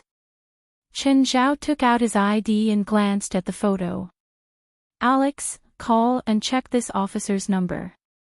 He's a police officer, Alex said after putting down the phone. Chen Zhao finally let go of Nihayman and patted the dust off him. Nihayman's expression was gloomy. He moved his right arm. You're Mr. Chen, right? Yes. What's up? It's like this. I suspect that someone wants to harm your child. I'm here to protect her. You? Protect my daughter. Chen Zhao looked at Nihayman. Nihayman's face was bright red. I have a gun. Fine, thank you for your kindness, but I'll pass. Chen Zhao shook his head. He didn't need a bodyguard, and neither did his daughter. If he couldn't even protect Jerlin, these useless police officers wouldn't help either. Mr. Chen, I'm doing this for your own good. The people who want to harm your daughter aren't ordinary people. You're good at fighting, but you're probably not their match. Alex glanced at Chen Zhao. Ha! This guy had wiped out an entire gang by himself. His combat ability couldn't be explained by just being strong. Thank you for your kindness, but I really don't need it. Mr. Chen, let's go. Chen Zhao didn't plan on wasting time with Nihayman. However, Nihayman chased after him relentlessly. Mr. Chen, whether you accept or not, I have to carry out my mission. Nihayman planned to forcefully protect him. Chen Zhao looked at him. Up to you. With that, he closed the door and locked Benjamin outside. Come, let Daddy hug you. Chen Zhao couldn't wait to pick up Jerlin from Alex's arms. Alex looked at Chen Zhao. This person was too complicated. In front of others, he was always so tough, but in front of his daughter, he immediately became like a slave to his daughter. You really don't need that policeman's protection. Having a policeman to protect you is a lot safer than protecting little Jerlin by yourself. How can we carry out our plan with him by our side? It's not us, it's you. Alex immediately corrected, I don't have the courage to face a dozen billionaires. Nihayman got a room opposite Chen Zhao's. However, Chen Zhao's room was a luxurious suite that cost $2,000 a night. This made Benjamin's heart ache. The most important thing was, This mission was completely his own. It wasn't a mission assigned by his superiors at all. However, there was a burst of anger in his heart, and he had to personally seize those things. For this, apart from his gun, he also prepared some other things. For example, a military stun baton, a carbon fiber rope, a tranquilizer gun, and a stun gun. Now, he just had to wait for those monsters to come to him. Just then, Nehaman heard the sound of the opposite door opening. It was a person in a waiter's uniform. He pushed a food cart into the opposite room. Nehaman immediately opened the door and yelled, "Wait!" Chen Zhao, who was opening the door, and the waiter both looked at Nehaman in confusion. "Sir, what's wrong?" "I'm a police officer. I'm suspicious of your identity. Show me your ID." The waiter was dumbfounded. Chen Zhao's face darkened too. "Mr. Chen, those people can disguise themselves, so you have to be careful," Nehaman explained. At the same time, he took the waiter's work ID and compared it to his driver's license. "Your ID is fine, but it doesn't mean you're a good person." The waiter looked at Nehaman helplessly. "Officer, how can I prove my innocence?" Nehaman glanced at the food cart and then at Chen Zhao. "You ordered all this?" "Yes." "Is there a problem?" "Those people might have poisoned the food." "I'll try it for you." "The food in the cart costs at least $1,000, Chen Zhao said. "After you try it, I'll call your chief to complain." Okay, the possibility of poisoning is low. I'll let it go this time." Nehaman didn't want his captain-in-chief to know that he'd acted on his own. "Sir, shouldn't you leave now? I'm going to eat." Can you finish all this by yourself? By the way, is the woman with you today your wife?" "No." "Are you going to check my ID?" Chen Zhao looked at Nehaman impatiently. Then I won't disturb you anymore." Nehaman glanced at the table full of food and complained about how stingy Chen Zhao was. He couldn't finish all this food by himself. Whatever, he'd go back to his room and eat instant noodles. He was probably the only one who could stay in such a luxurious hotel and eat instant noodles. At night, Nehaman heard movement in the opposite room again. He immediately leaned against the door and looked across. Then he saw Chen Zhao carrying little Jerlin out of the room. Nehaman immediately opened the door. "Mr. Chen, it's so late. Why aren't you resting in your room? What are you doing outside? It's dangerous at night." "I don't need you to ask me where I'm going," Chen Zhao said with a dark expression. This guy had been watching him from the opposite door for an entire day. There was really no end to it. If it was someone powerful or an army, Chen Zhao would welcome him to protect his daughter. But it was just a regular person.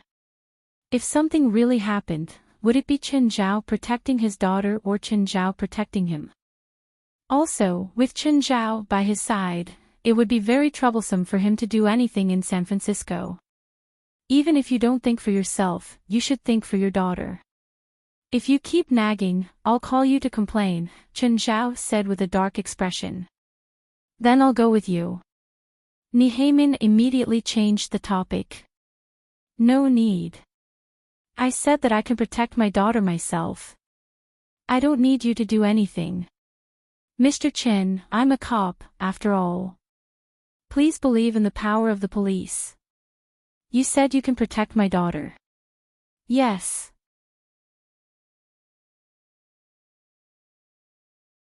Chapter 782. That's what you said. If you get hurt, don't complain to me. Sure, go ahead. Chen Zhao nodded. Can I get a weapon? Sure. Benjamin turned around, planning to go back to the house to get the electric baton. Chen Zhao had already kicked Benjamin's butt, making his head and face touch the door intimately. Idiot. Chen Zhao carried Jerlin away. Ada. Ada. Gerlin laughed so hard that her saliva flew everywhere. She clapped her tender hands. She seemed to really like Benjamin's funny behavior. Gerlin, it's wrong to hit people. Chen Zhao looked at her sternly. Gerlin, Ada. Hee. Gerlin didn't understand Chen Zhao's words. Forget it. Chen Zhao shook his head. Reasoning with a woman was the most unreasonable thing. Moreover, the woman wasn't even a month old. Chen Zhao carried Gerlin to the suburbs. It was pitch black now. Gerlin was a bit scared.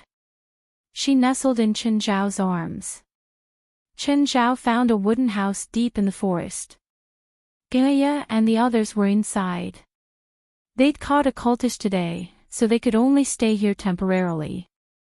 As soon as Chen Zhao entered the house, he immediately covered Gerlin's eyes. What is this? It scared my daughter. Everyone was speechless. When would Chen Zhao be so gentle to them? Chen Zhao looked at the tied-up lizard monster. Gaia had cut off its right arm and left leg. But now, the lizard monster's cut had already healed and new flesh was growing out. Did it open its mouth? Chen Zhao asked. President, there's nothing we can do, West said helplessly. West said helplessly, we've been beating him up for a day. We've used all kinds of methods, but look, small wounds heal after a few hits. Big wounds don't take long to heal. His recovery speed is incomparable to that of a normal person. What kind of torture did you use today? Whipping, soldering iron, nail pulling, needle pricking, cut off his genitals. I want to know if they'll grow back after I cut them off. Everyone only had one thought, Chen Zhao was truly ruthless. Jalanash and Patya were about to leave. They were ladies in the association, so it was not appropriate for them to stay on such an occasion. Forget it, Chen Zhao suddenly said. Cutting it all off is too much. Let's use candles. I don't know if that thing of his can be cooked. Everyone shuddered at the sight of it. They really thought that Chen Zhao had found his conscience, but now it seemed that they had underestimated Chen Zhao's viciousness. Everyone realized that what they'd been playing for the entire day was child's play to him. Chen Zhao put little Gerlin in Gaia's arms and approached the lizard monster. I really want to know if your Satan's master will help you fix your balls. The lizard monster struggled, trying to break free from the ropes. Then, West and the others tortured the lizard monster. A candle was lit beneath the lizard monster's lower body. The lizard monster struggled, but it couldn't break free. He let out a series of strange cries. Generally speaking, a short period of intense pain was not as deep as a lasting pain. A lasting pain was enough to drive a strong-willed person crazy. I'll tell you. I'm in an abandoned church in the south of the city. That's our headquarters. Ah, good boy. Chen Zhao patted the lizard monster's face. However, Chen Zhao realized that the lizard monster's face was secreting a sticky liquid. What's this? So disgusting. Keep burning it. That's too much. We've studied it today.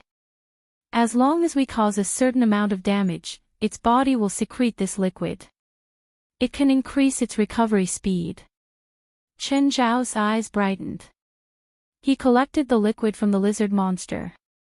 When he returned, he would study it with Blackie to see if it was useful for his medical skills. The more damage, the faster it secretes, West said. Then increase the damage and make it secrete more. No one was polite to the lizard monster. No one would talk to them about humanitarianism here. However, the lizard monster's aura was getting weaker and weaker. While Chen Zhao was collecting the liquid, the lizard monster stopped secreting it. President, I think we killed it. I told you to go easy on it. Why didn't you listen? Look, you've wasted our precious resources. Chen Zhao felt pity. Never mind, he had collected enough slime. Suddenly, the lizard monster leaped up. Chen Zhao was shocked. Then, he threw a punch at it. Crack, flesh splattered from everyone's body. Fuck, this asterisk shoal pretended to be dead. Chen Zhao shook off the flesh and blood on his fist. Go back and sleep. Tomorrow, we'll hunt these asterisk's holes. President, aren't we leaving today?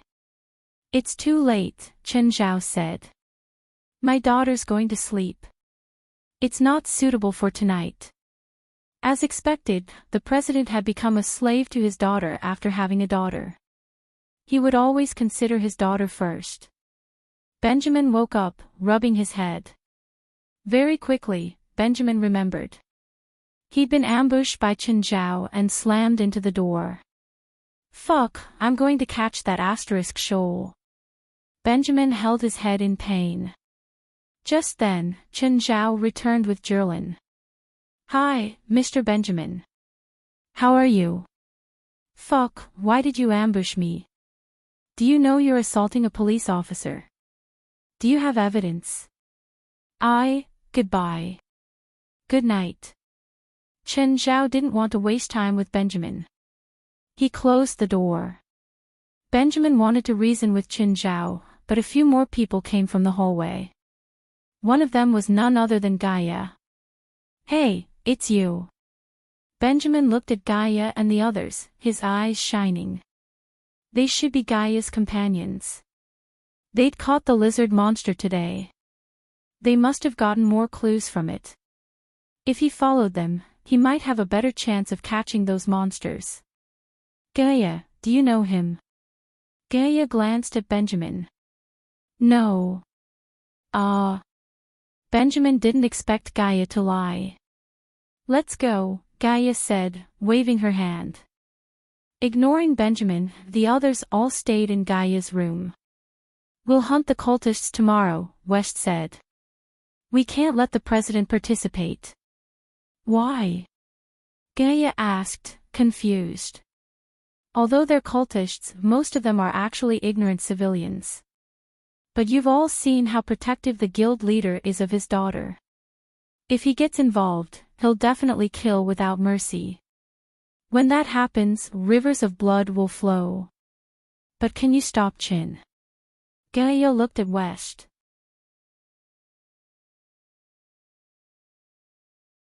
Chapter 783. A child at Jerlin's age would throw a tantrum 4 or 5 times a night. Chen Zhao almost didn't dare to sleep, afraid that Jerlin would throw a tantrum again. It couldn't be helped. Every parent had to go through this. Chen Zhao didn't dare to turn off the lights, afraid that Jerlin would be scared to wake up in the dark. Kids were more sensitive. Around 4 in the morning, Jerlin woke up again. Ada, apart from this tone, Jerlin didn't know how to make any other sounds. Every time little Jerlin cried or laughed, her saliva would splatter everywhere. For Chen Zhao, who had just become a father, this was a very special feeling. In every parent's eyes, their child was the most special and unique. Chen Zhao's diaper-changing skills had gone from rusty to proficient. He also had to soak milk powder and clean Jerlin up and down. Chen Zhao never thought that he would be so skilled at all of this. People were forced to be like that. If he was at home, Chen Zhao would basically let the underlings do it. In San Francisco, there was no one to serve him. Everything had to be done by himself. Every time, he would sleep for an hour. Then Jerlin would wake up and throw a tantrum for another hour before going back to sleep.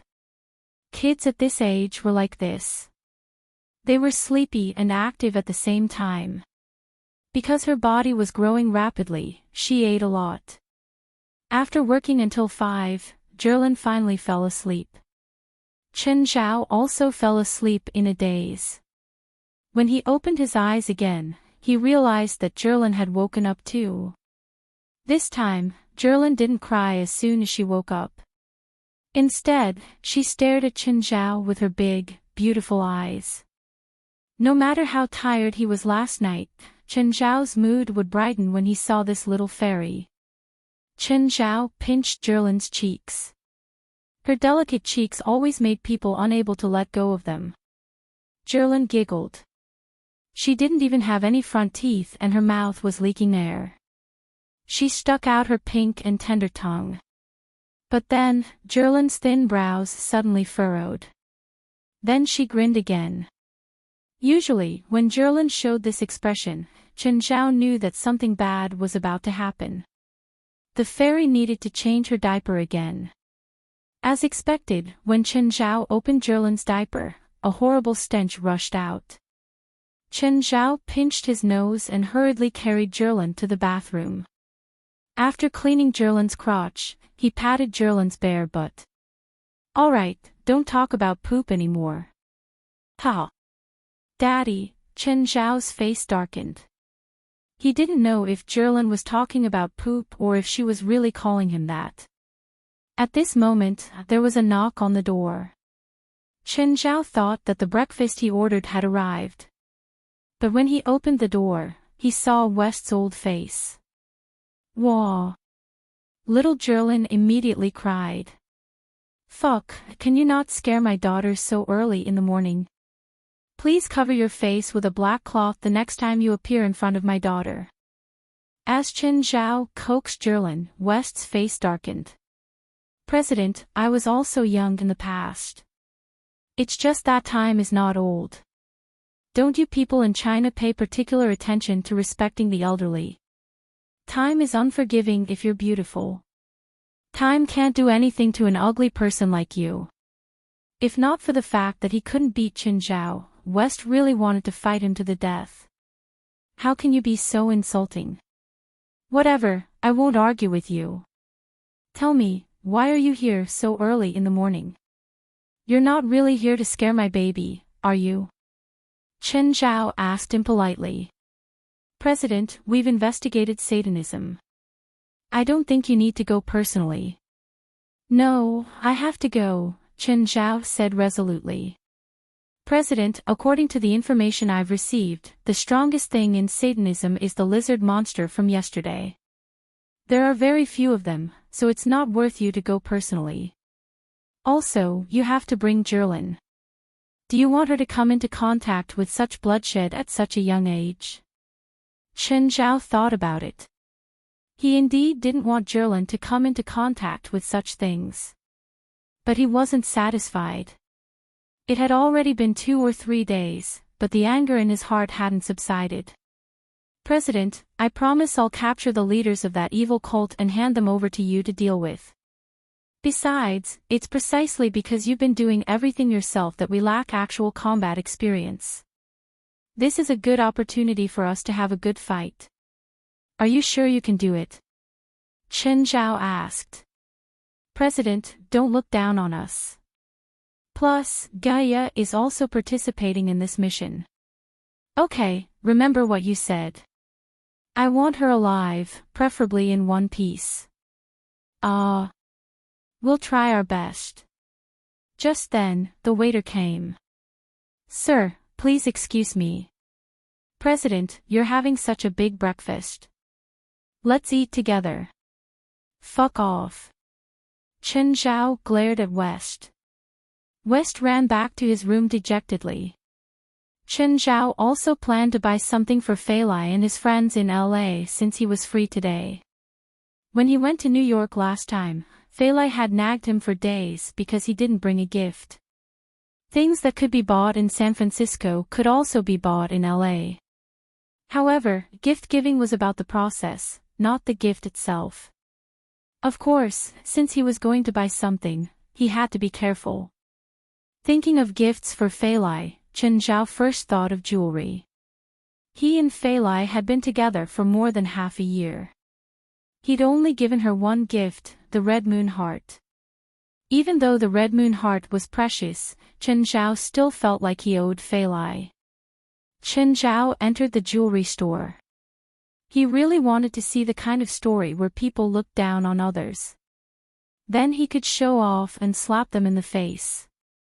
Unfortunately, the employees in real jewelry stores were all very polite. They didn't look down on others at all. A rather pretty employee walked up. "Sir, how may I help you? I want to give my girlfriend a gift. Do you have any recommendations?" Chen Zhao asked. "Sir, what's the price of your gift?" "Something under $1 million. The employee's eyes immediately lit up. She thought that Chen Zhao was carrying a baby and was dressed rather plainly. His outfit was probably only worth $1,000, so she really looked down on him. She didn't expect Chen Zhao to be so rich that he could give a gift under $1 million. The employee walked up to the counter. "Sir, what do you think of this necklace?" This necklace was designed by the famous designer, Ella J.K. The pendant is a 45-carat sapphire, and at the same time, it is inlaid with 121-carat diamonds.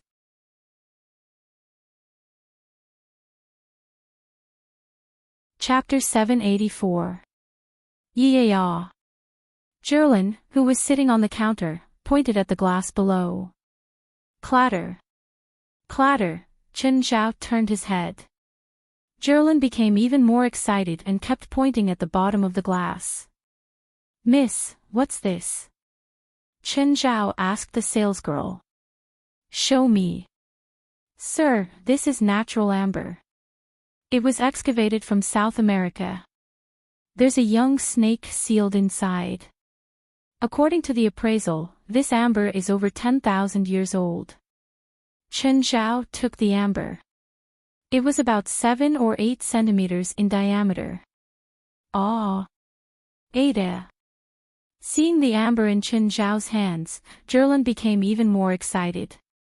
She reached out, wanting to take it. Chen Zhao handed the amber to Jerlin. Jerlin opened her mouth to bite. "Sir, this amber is worth $200,000. "You can't, it's fine." "I'll buy it," Chen Zhao said. "There's no poison in it, right?" "No." The salesgirl looked at Chen Zhao, her eyes shining. Chen Zhao had actually spent $200,000 just to bite his daughter's mouth. This guy was an out-and-out tycoon. Will it crack her teeth? "My daughter hasn't grown teeth yet. I'm afraid it'll affect her growth." "Sir, amber is also called beeswax in the East," the salesgirl said. "It's soft and mainly made of resin. It's not poisonous." "Okay, continue to recommend me gifts for my girlfriend." The salesgirl looked at the amber that Jerlin kept biting. "No, it was $200,000. "Sir, how about this platinum bracelet?" "This platinum bracelet is also the work of a master. It's inlaid with red, blue, green, and yellow gems. Each gem is 50 carats, and the surface of the bracelet is engraved with European and American-style patterns. The bracelet weighs 77 grams. "Oh, how much?" "This bracelet is expensive. It might exceed some customers' budget." "How much?" $1. $2 million. "Is there a discount?" "Sorry, sir, we don't bargain." Holding the bracelet, Chen Zhao looked left and right. It was indeed beautiful. Especially with the 4 different colored gems, it looked even more beautiful. Not to mention wearing it at banquets, it could even be worn as a normal accessory. "Okay, help me pack it up." Hearing his answer, the clerk's heart almost jumped out of her chest. For the sales of such luxury goods, the staff would take a commission of 2% to 3%. If she sold this bracelet, she would earn $20,000 to $30,000. The clerk's expression didn't even change when Chen Zhao swiped his card. His eyes shone brightly as he said, "Sir, your bracelet is ready." "Well, thank you." "Sir, would you like to look at other jewelry?" Chen Zhao suddenly remembered that Steven's movie seemed to have stopped screening. There would be a celebration party soon. Since she had agreed to attend, she should find a gift for him. Steven had helped him a lot. It was thanks to his help that they were able to get Phalai for 12 million. Moreover, he was going to give her a helicopter. How could she be stingy? By the way, do you have any gifts for your male friends? My friend is older, Chen Zhao said. It's best if he can show his mature personality. The shop assistant almost jumped up. Sure enough, he was not an ordinary big customer. Sir, may I know the price of this gift? Less than $3 million. A gift for Stephen and a gift for Phalai had different meanings. Therefore, a good relationship could not be judged by the price. Sir, we have a Minster watch in our shop. If you're interested, I can ask the manager to take it out for you to take a look. I don't know much about pocket watches. Is there anything special about this Minster watch? Munster was a pocket watch master from the 17th century. He also represented the highest level of craftsmanship in that era. Munster made a total of 8 pocket watches during his lifetime. 5 of them are either missing or destroyed in history. Now, 2 of them are in the hands of 2 billionaires. The pocket watch in our shop is the 3rd Munster watch that exists. Okay, then take it out for me to take a look. Mr. Chen, the price of this watch is exactly $3 million. Then it's within my budget. Please wait a moment. A while later, the shop assistant and manager came out. The manager was a mature woman. She was also graceful and charming, but she was even more charming than the young female employees. Hello, sir. I heard that you want to buy a Minster watch. Yes. Then please come to my office to talk, okay? Is that okay? Of course. The manager looked at Jerlin in Chen Zhao's arms. She immediately recognized the amber in Jerlin's hand. It was the $200,000 amber from their jewelry shop. Chen Zhao was not the most generous person in their shop, but he was the most straightforward.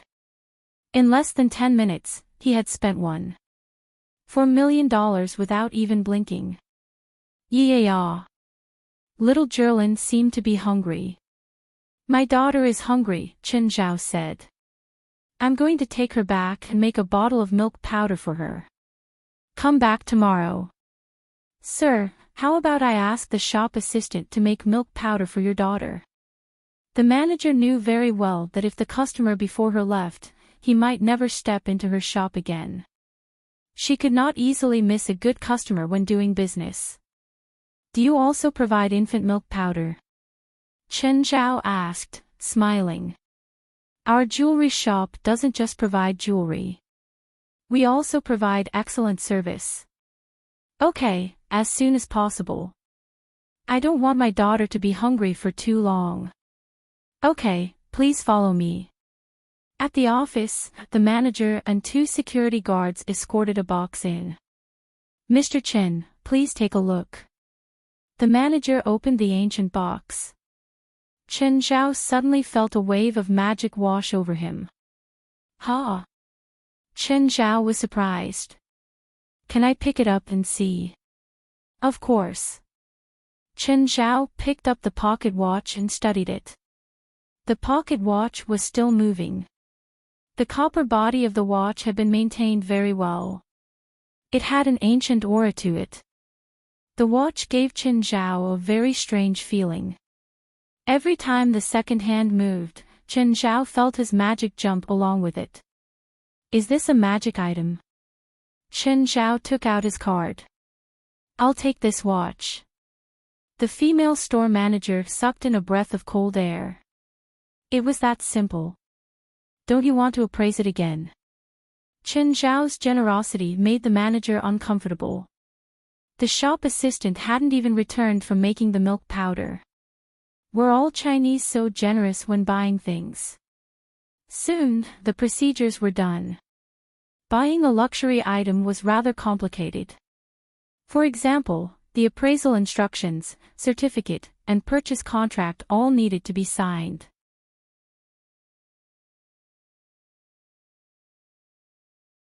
Chapter 785. Chen Zhao kept holding on to the watch. The pocket watch gave Chen Zhao an extraordinary feeling. Chen Zhao tried to inject magic into the watch. Suddenly, Chen Zhao's magic surged into the watch like a broken dam. At the same time, the second hand of the watch started spinning like crazy. Chen Zhao's body collapsed. He almost couldn't hold Jerlin. He knelt on one knee and supported himself with one hand. His forehead was covered in sweat. "Sir, are you okay?" a passerby asked when he saw Chen Zhao kneeling on the ground. "Thank you. I'm fine." Chen Zhao stood up again. Fuck, he'd been through all kinds of storms. Today, he'd almost died because of this small watch. The watch was really weird. But if it was a magical item, what was its use? Or was it a demon badge? Oh, he had to keep it for his own research. He had to choose another gift for Steven. Chen Zhao turned around and entered the jewelry store again. But the female employee was closing the door. "Wait, are you going to close?" Chen Zhao came in and asked. "Sir, the item you bought is a luxury item. Without a valid reason, you can't return it." "Please leave," the female employee interrupted. I don't want to return it." "I want to, sir," I said, "no refunds." "Don't you understand? I want to buy something else." The female employee panicked. "We're closing now. If you want to buy something else, please come back tomorrow." How could a businessman push his business away? Chen Zhao checked the time. "It's only 3 in the afternoon, right? You're closing so early. Did you make too much money? Are you planning to take a break?"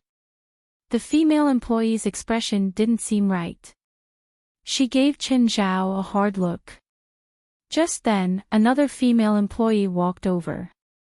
Smiling, she said, "Sir, what do you need? I can help you buy it." Chen Zhao remembered that this female employee was the only one in the store just now. He didn't see any of the female employees here. Just then, Chen Zhao saw blood seeping out from under the counter. The female employee who'd come to serve Chen Zhao suddenly took out a gun and pointed it at him. Fuck, why did he run into a robber when he came out to buy a gift? Careful, Chen Zhao grabbed the gun with one hand. Babe, Chen Zhao was shooting at the man's head, but he missed. Did I miss? At a distance of 1 meter, he actually missed. Fuck, what a stupid gun. Chen Zhao threw the gun away in anger. Seeing that Chen Zhao had not only missed but also dropped the gun, the female robber was overjoyed. She pulled out a dagger and tried to stab Chen Zhao. Chen Zhao did the same thing again. He snatched the dagger and stabbed it at her neck. She clutched her neck and stared at Chen Zhao in disbelief. Then, she slowly fell down. The salesgirl screamed in fear. Chen Zhao hugged her shoulders. Don't be scared. It's fine now. The shop assistant was terrified. She pointed at the store and said, there are robbers inside. As soon as he said that, 2 people came out. When they saw Chen Zhao and his partner on the ground, they immediately raised their guns. Chen Zhao kicked the robber's corpse over. At the same time, he pulled the female employee and ran out. After running out of the store, Chen Zhao immediately pulled down the sliding door and locked the robbers inside. The sliding door of a jewelry store was even sturdier than a security door. There were also no other passages inside. Call the police, Chen Zhao said. Ha! Call the police. Oh.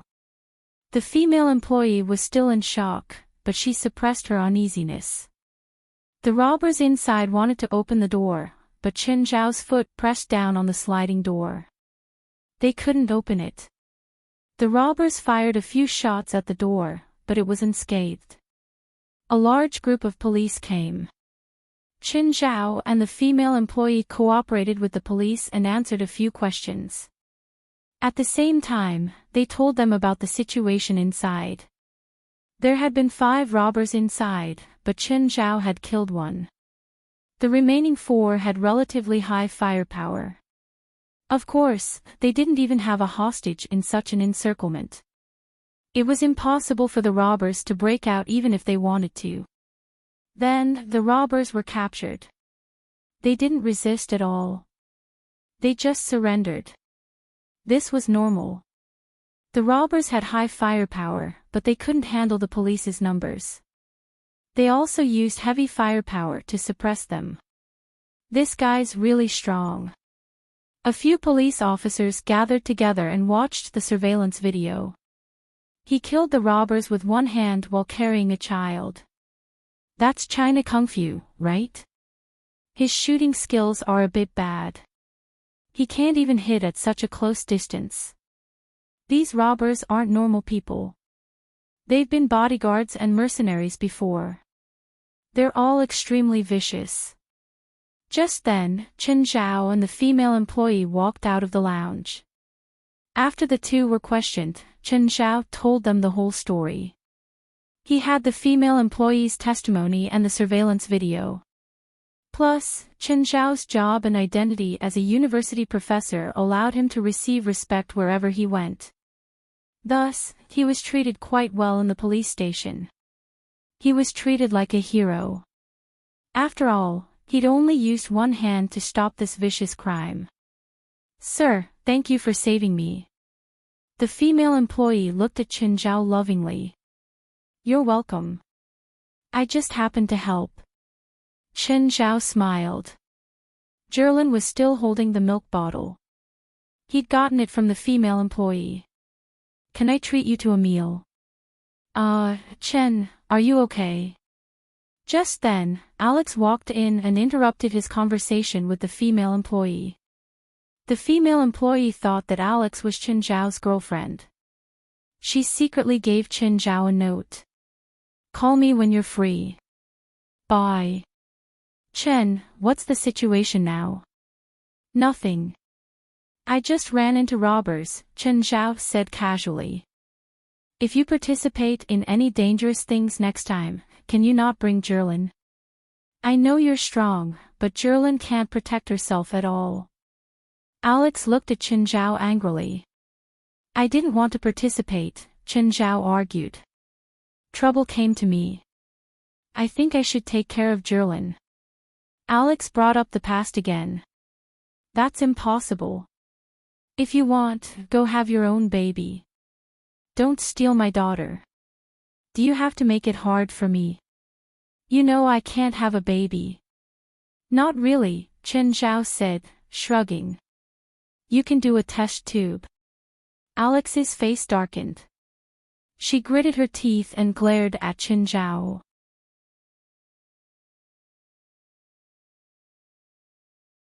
Chapter 786. Just as Qin Zhao and Alex were about to walk out of the station, a police officer hurriedly ran out and blocked their way. "Mr. Qin, the 4 robbers escaped. Before they left, they said that they would find you for revenge." Qin Zhao was surprised. "Don't tell me the police are with the robbers." The officer was furious and ashamed at Qin Zhao's reply. This was probably the biggest insult to a police officer. "Working with the robbers." "Mr. Qin, please believe in our impartiality." "Fine, I believe you. Please catch the robbers quickly," Qin Zhao said indifferently. "I have something else to do. I'll go back now." Mueller, the guy who killed Rhine, is the thing in his hands. Mueller's eyes were bloodshot. Rhine was his girlfriend. But Rhine had died before him. His eyes were filled with hatred. "That's right. The female store manager said that an Asian carrying a child bought the watch. I thought this would be the easiest mission. I didn't expect such an accident." Quake took a deep breath. "I hate accidents. Boss, I'll go personally and bring the Asian's head and the watch, Mueller said, gritting his teeth. I don't want any accidents this time, so bring more people. If the guy can kill Ryan so easily, he shouldn't be weak. Boss, I'm enough, Mueller said. I don't need anyone else. Don't you understand me? Quake looked coldly at Mueller. I don't like accidents. The first time can be an accident, but if you fail a second time, it only proves your incompetence. You've already screwed things up the first time. Don't you know how to self-reflect? Mueller lowered his head. Boss, I understand. It's almost time, West said. Check your equipment, Gaia reminded. No problem. Me too. This was their first serious mission since Chen Zhao became the president. Of course, when they were in Los Angeles, they'd occasionally fought evil spirits, but that wasn't a mission. After checking, they set off from the hotel directly. However, other than Gaia, the others also felt a little guilty. Although they were the ones who requested Chen Zhao not to do the job, Chen Zhao was not the only one. But when the time came, they themselves were a little scared. West, are you sure we can handle this? Jolig asked. Have confidence in yourself. The enemy this time is a group of evil cultists. If we can't even handle a few evil cultists, what else can we do? We can't stay under the guild leader's protection forever, right? Actually, there's nothing wrong with staying under the guild leader's protection forever, Morid muttered. Everyone fell silent. Alright, what Morid said seemed to make some sense. Alright. No matter what, we have to complete the mission on our own this time, and we have to do it beautifully, West encouraged. When the car drove out of the city, Gaia suddenly said, There's a car following us. What? Have we been discovered? Could this be a trap? Everyone tensed up. Patio was even more frightened. Let's call the guild leader and ask him to save us, she said. Be quiet, Gaia said, frowning. Jolig, stop the car. The car stopped by the roadside and so did the other car. Gaia walked directly toward the car. The person following behind the people from the association was none other than Benjamin. Hi, how did you discover me? Benjamin looked awkwardly at Gaia, who had walked to the window. What do you think? Benjamin's car was parked a dozen meters behind them. In this kind of place where there was no village ahead or shop behind, with a car following more than 10 meters behind, unless one was blind, it was impossible to avoid it at all. Plus, Benjamin didn't have any experience in following people. Why are you here? Why are you following us? Are you going to surround those monsters? I'll go with you. You? No, it's too dangerous. It's not something normal people can participate in. You'd better go back to where you came from. No, look, I prepared a lot of weapons. Benjamin opened the bag on the passenger seat. There were all sorts of things inside. Stun batons, stun guns, fiber nets, and even animal traps. Your tools are useless against those monsters. To them, they're like toys. Don't underestimate me, Benjamin said indignantly. I'm not as strong as you, but I can protect myself. He felt that he was being underestimated, so he had to prove himself. Benjamin was a man with a strong sense of pride. Otherwise, he wouldn't have chosen to investigate alone because of his captain's suspicions. Gaia suddenly went to the car, grabbed her sword, and slammed it down on the hood of Benjamin's car. After a loud bang, Benjamin's car was destroyed. Benjamin was dumbfounded. Gaia glanced at Benjamin. Now you can't follow us anymore. With that, Gaia strode off. Benjamin was left alone in the darkness. His face red, Benjamin shouted, You think you can get rid of me like this? It's useless, I'll use my own methods to prove myself. Benjamin dragged his bag, which weighed dozens of kilograms, out of the car, carried it on his back, and continued forward. But by then, the road was completely dark. Benjamin started to feel afraid again.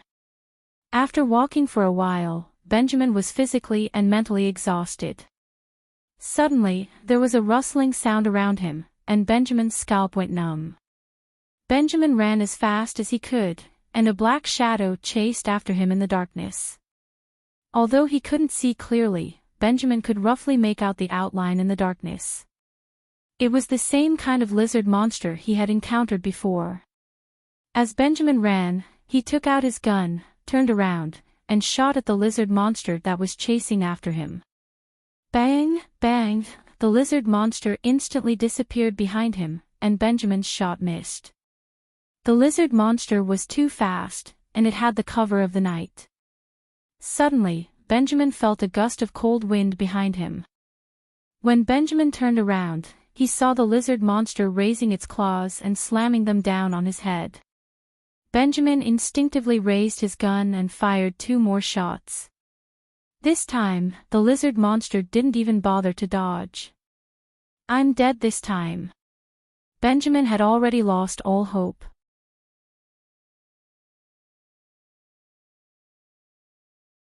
Chapter 787. Just then, a gust of wind whizzed past Benjamin's head. The lizard monster stopped moving.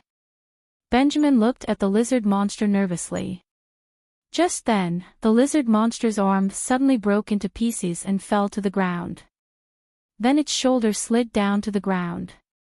Benjamin's face was filled with shock.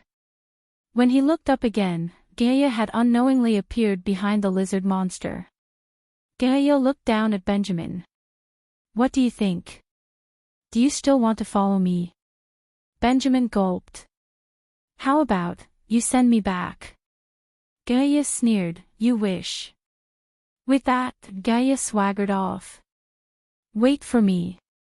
Don't leave me here alone." Benjamin was scared out of his wits as he chased after Gaia. Gaia returned to the car. Benjamin followed. "What, you still want to follow? Do you think I can go back to the city with my legs?" "Forget it, get in." Benjamin looked at the people in the car with an awkward expression.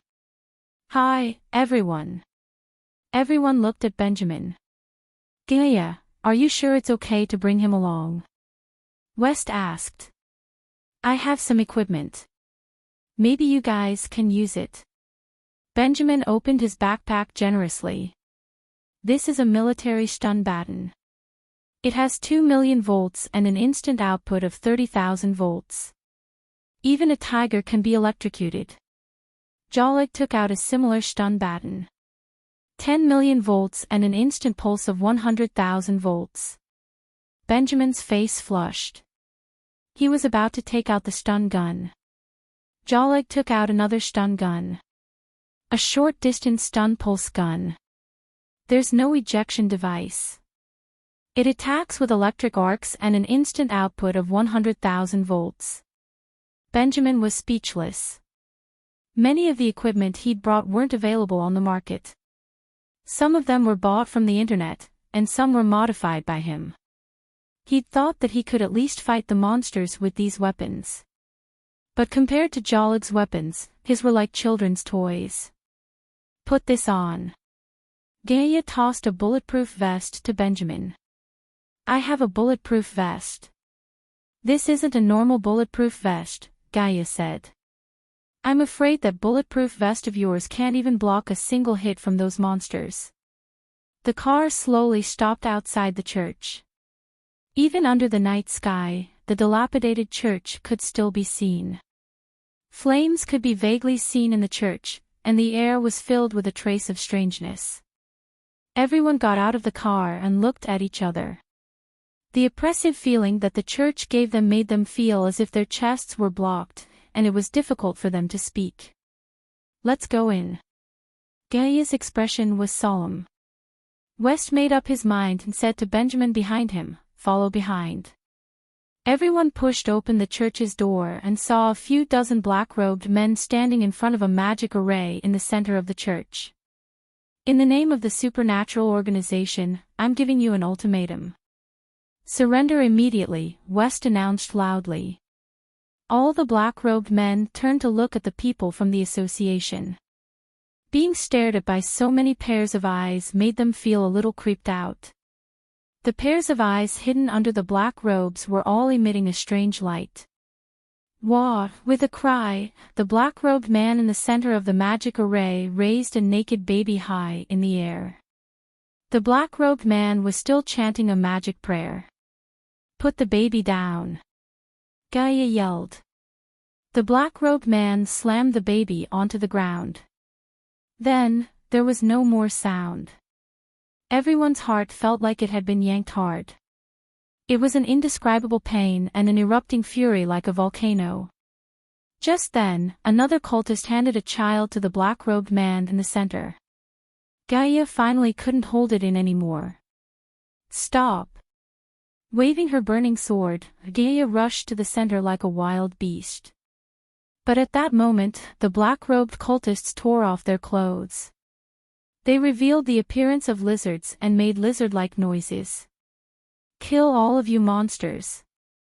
Kill, kill, kill. Gaia rushed over without a care, but she still couldn't stop them. She couldn't stop the second child from being smashed onto the ground. Gaia wasn't the only one angry. The others were just as furious. Gaia swung her sword. 4 lizards were cut in half at the waist. Gaia leaped high into the air and swung her sword at the black-robed man in the center. The black-robed man stretched out his right hand. It was a palm covered in bone spikes. The black-robed man's palm suddenly turned into a huge ghastly claw and swiped at Gaia in the air. Gaia was sent flying along with her sword. Kill them all and send their flesh and blood to Lord Solaris. Large numbers of lizards and the people from the association started fighting. Gaia kept rushing forward, trying to stop the black-robed man's evil actions. But she couldn't do it. The black-robed man killed a 3rd child right in front of her. The black-robed man's body started convulsing. His breathing became heavy. A wave of power surged out of the magic array and entered through his feet, filling every corner of his body. Ah! Come on, Lord Solaris, I want more. Continue. Continue.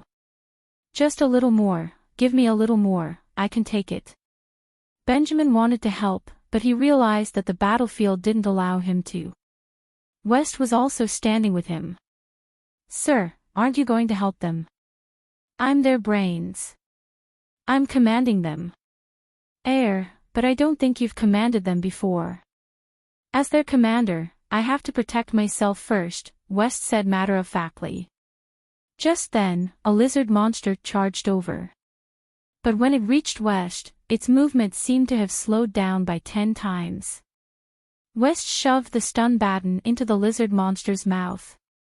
Electric arcs instantly blasted the lizard monster's mouth. Just then, West saw Gaia being sent flying again by the black-robed man in the middle. Sir, we seem to be at a disadvantage.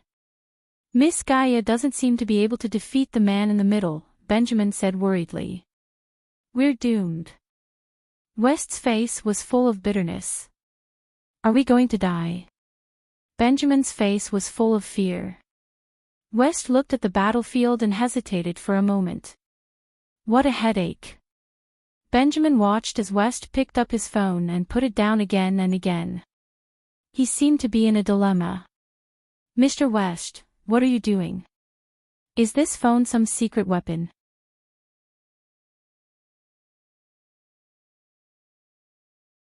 Chapter 788. If it's a secret weapon, why don't you use it? Nehayman asked, confused. Smiling bitterly, West stared at his phone for a long time. Then he looked at the bitter struggle of the association members. Is there some restriction on the secret weapon? Nehayman couldn't understand. Wasn't the current situation dangerous enough? Why not use the secret weapon now? West looked at his companions. Guys, should we send a distress signal? Bang! Gaia was sent flying again. West shrugged. Okay, it's time to call for help. Nihayman heaved a sigh of relief. So there was a rescue team. Wah, Chen Zhao suddenly woke up.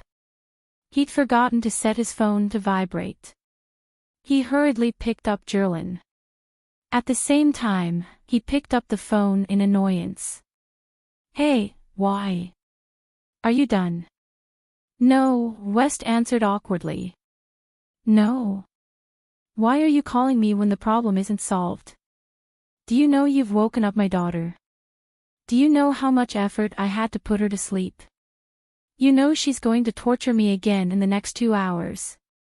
Chen Zhao's hand suddenly became wet. It also smelled bad. President. We're in big trouble now. This cult is stronger than we thought.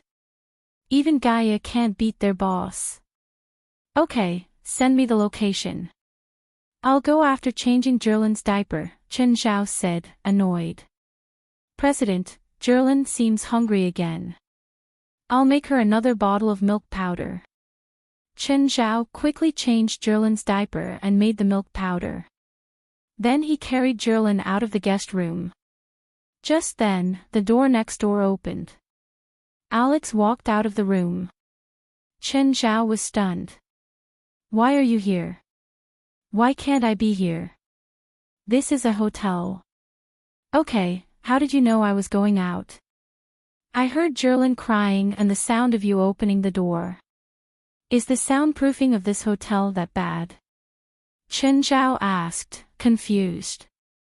Suddenly, he looked at Alex. Did you plant a bug in my room? Where are you going? Alex asked. Going out. I know you're going out. I'm just asking where you're going. By the way, lend me your car. Is it in the garage? I'm asking where you went. Alex stared at him with a dark expression. Little Jerlin can't sleep every time she wakes up, so I'm taking her out for a walk. Where did he go? Didn't I tell you? Let's go to the park or the 24-hour supermarket. Is there something wrong with your brain? Whatever, I'll just get a cab myself. Chen Zhao didn't want to waste time with Alex. Are you going to kill someone? No, don't let your imagination run wild. Chen Zhao carried little Jerlin into the elevator. Alex chased after him. I'll take you there. No, I want to have father-daughter time with little Jerlin. Ding. They arrived at the underground parking lot. Alex clearly didn't believe him. If you go out adventuring, leave little Jerlin with me. Chen Zhao rolled his eyes. I'm worried. Why? You don't trust me. Did you forget that there was a group of criminals looking for revenge at the police station during the day? I think you should stay away from me, Chen Zhao said. By the way, which car is yours? The one over there. Alex tossed the keys to Chen Zhao. Chen Zhao handed the child to Alex and went to start the car himself. But before he could take a few steps, an SUV started up without warning and rammed into him. Boom! The front of the car slammed Chen Zhao into the wall. Alex shrieked in fright. Just then, 4 people got out of the car. Muller looked at Chen Zhao, who'd been slammed into the wall, with a savage expression. I told you that I'm enough, but the boss forced you guys to come. Okay, let's find the thing first. Muller looked at Alex. You're this guy's woman, right? Is this his daughter? He killed my woman, so you'll be my slave. If he can't satisfy you, I'll satisfy you. As for your daughter, I'll raise her and then she'll be my slave just like you. Alex went from terror to astonishment. She saw Chen Zhao, who should have been dead, raise his head. Then the SUV was pushed away by him. Yes, pushed away by him. The three criminals who'd wanted to search Chen Zhao realized something was wrong, but it was too late. Chen Zhao walked toward Muller.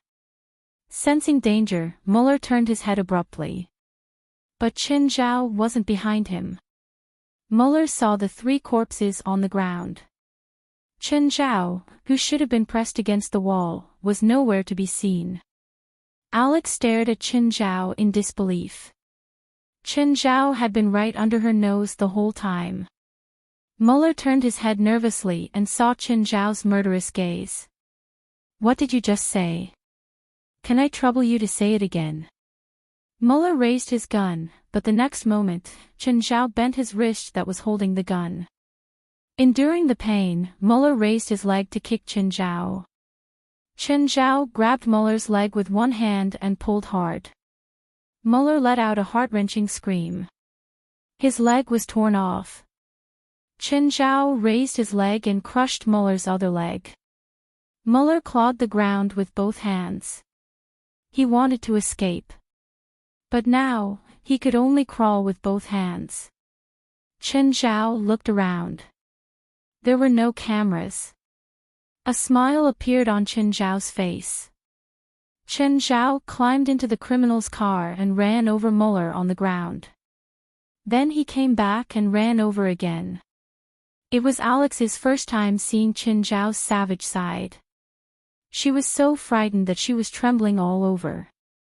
Alex, give me little Jerlin. You're going to kill their accomplices. Do they have accomplices? Chen Zhao asked, confused. They just said that their boss sent them to kill you and steal your watch. They have a boss. Chen Zhao thought that the four of them were all of them. Why didn't you say so earlier? If you did, I'd be able to keep them alive. Alex looked at Chen Zhao in annoyance. What are you going to do now? Continue walking around the park. Drive the criminal's car. Of course. Their car looks pretty good. Alex couldn't understand Chen Zhao more and more. This guy seemed to have inhuman combat ability. After being hit by the car, he was completely unharmed and acted as if he didn't hear anything. Moreover, the criminal's leg had been torn off by Chen Zhao. How much strength would it take to tear off a person's leg?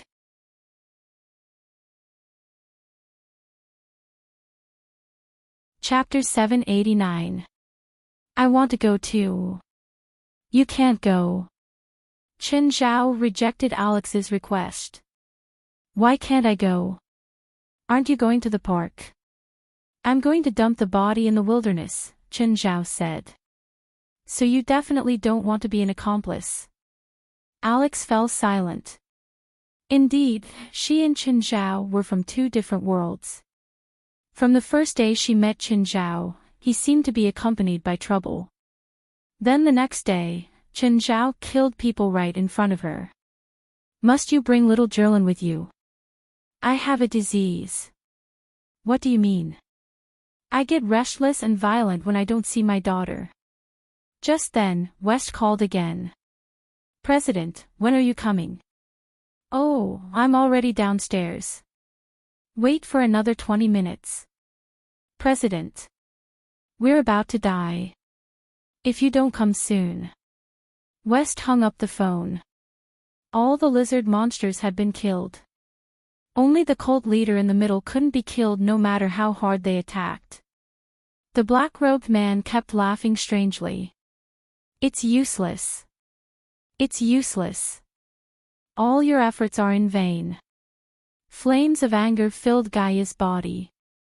He raised his flaming sword and swung it at the black-robed man. However, the flaming sword was easily blocked by the black-robed man. The man slapped the sword. Instantly, a strong electric current surged toward Gaia. Gaia screamed and took a few steps back. He couldn't even grab the sword. Gaia, move. Moore yelled and charged at the black-robed man. Nihayman didn't understand. If Gaia couldn't beat the black-robed man, what could a kid like Moore do? The black-robed man thought so too. When Moore rushed over, he grabbed Moore's neck with one hand. But the next moment, Moore's body suddenly exploded. Boom! The flames swallowed the black-robed man.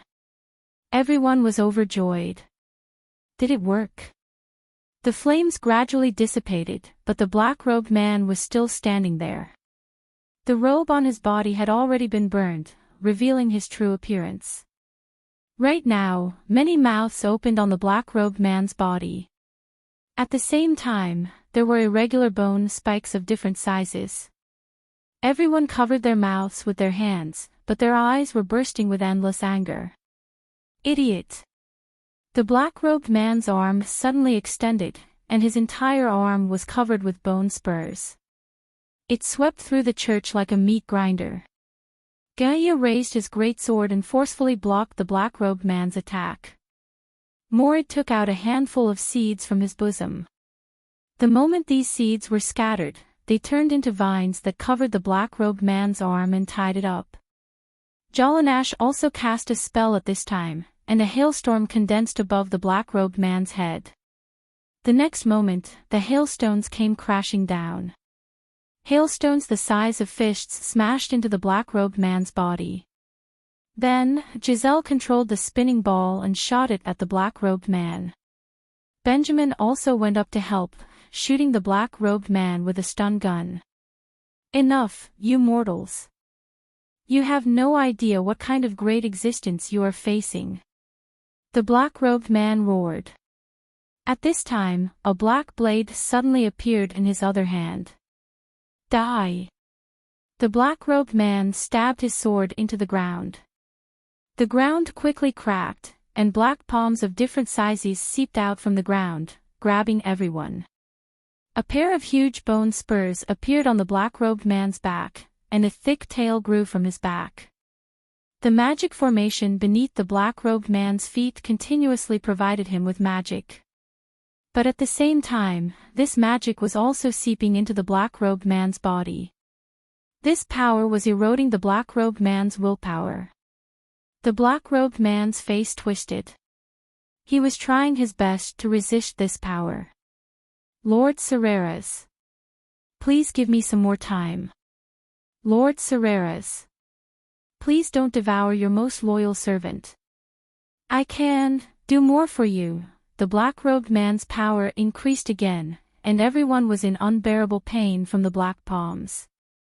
If not for the special protective gear they were wearing, they would have been crushed by the black palms. Gaia roared, and the flames on her body suddenly increased. She actually shook off the black palms, and suddenly threw the great sword in her hand. Whoosh! In a situation where no one had expected it to happen. The flaming greatsword pierced through the darkness, and the black-robed man's chest. Everyone stared at Gaia in disbelief. Did she win? But at this moment, the magic formation on the ground suddenly spewed out a large amount of dark matter, continuously pouring into the black-robed man's mouth. The black-robed man tried to resist, but no matter how hard he tried, he could not. The black-robed man's body also twisted rapidly, and his body grew larger and larger. And his body became more and more like a Tyrannosaurus Rex. Gaia rushed in front of the black-robed man, pulled out her great sword, and turned around to slash at the black-robed man's neck. But at this moment, the black-robed man, who had already transformed into a monster, grabbed Gaia. Gaia's great sword slashed downwards. She originally wanted to cut off the black-robed man's arm. But this only made the black-robed man loosen his grip. But before Gaia could land, the black-robed man's tail swept over. Gaia's entire body flew more than 20 meters away, and she slammed heavily into the wall, vomiting blood. Lord Serreras. Please give me one last chance. The black-robed man was still trying his best to resist the erosion of Serreras' power. But the more he used Serreras' power, the faster Serreras' power eroded him. Beep! Just then, the sound of an engine came from outside the church. Everyone perked up. Soon, they saw Chen Zhao walk in with little Jerlin in his arms. Benjamin was stunned. How come it's him? Isn't this the Chinese man? Why is he here?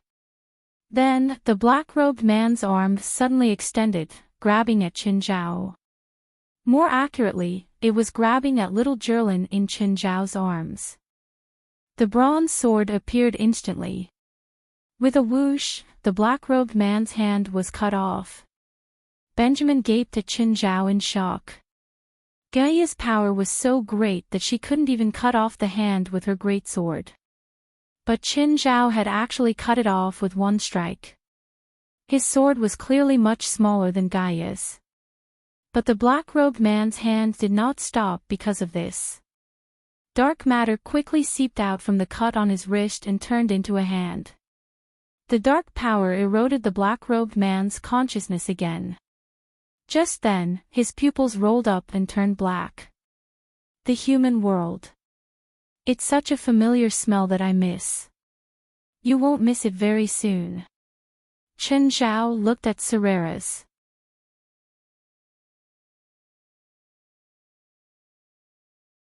Chapter 790.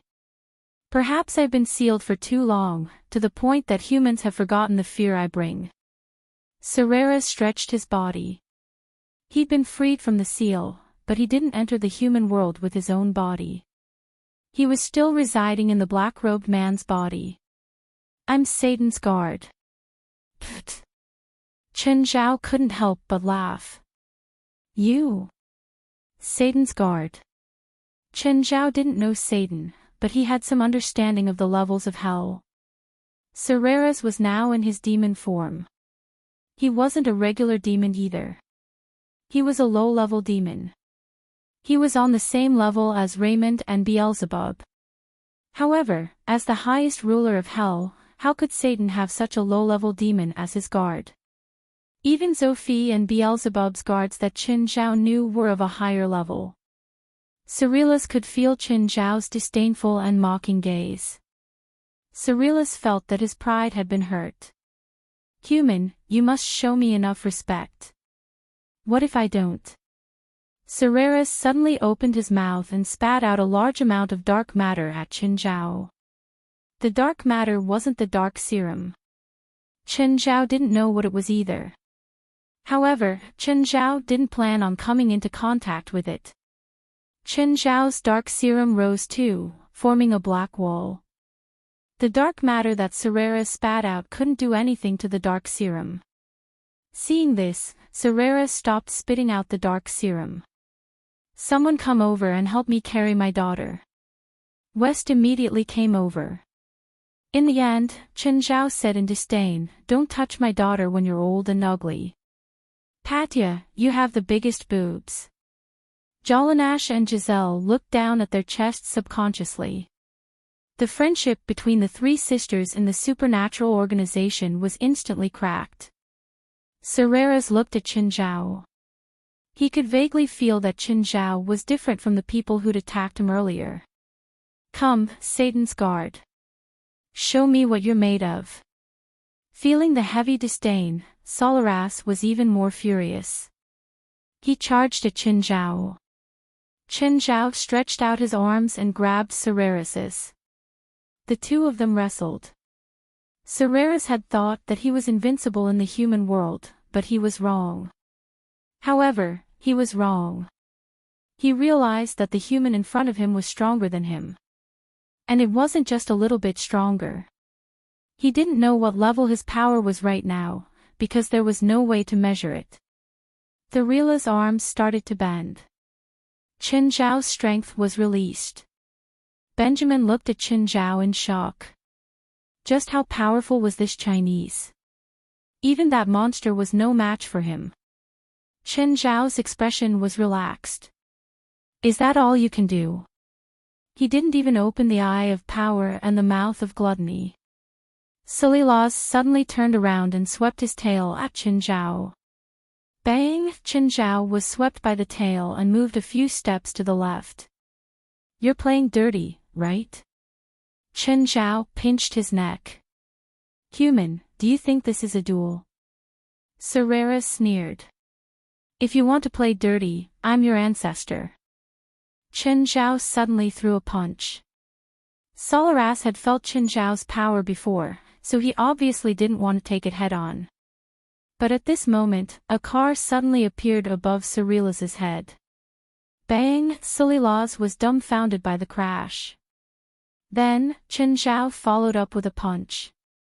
A few of Cerilas's teeth were shattered. Chen Zhao then grabbed the car and swung it at Cerilas. Cerilas was sent flying. Who is he? Benjamin was dumbfounded. Was this guy Superman? He was using an SUV that weighed at least 2,500 kilograms as a fly swatter. Cerilas climbed up and panted like a bull. He landed on all fours and pointed the two huge bone spikes on his back at Chen Zhao. Then, he charged at Chen Zhao. Chen Zhao watched as Cerilas charged over.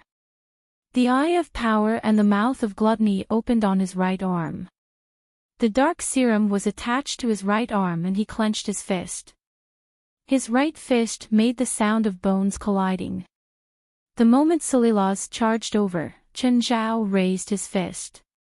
Bang! Half of Cerilas's head was smashed into pieces. The huge body was smashed into the ground, which also cracked. Everyone felt their scalps go numb. They knew how strong Chen Zhao was. Back then, Chen Zhao had smashed the dozens of tons of the fallen source into the ground. But to Benjamin, this punch was filled with shock and violence. The bronze sword appeared again. Chen Zhao walked toward Cerilas with it. Cerilas stood up shakily. The dark substance covered his damaged body again. Seeing Chen Zhao walk over, Cerilas raised his claw and swiped at Chen Zhao. Chen Zhao swung his sword and the claw flew away. Then, Cerilas raised his right claw and swiped at Chen Zhao. Chen Zhao swung his sword again, cutting off Cerilas's arm as well. Cerilas was in extreme pain and took 2 steps back. Chen Zhao swung his bronze sword again, his eyes fierce.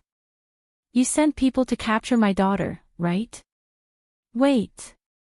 I didn't. When the bronze sword swung over, the friction in the air made the blade burn red.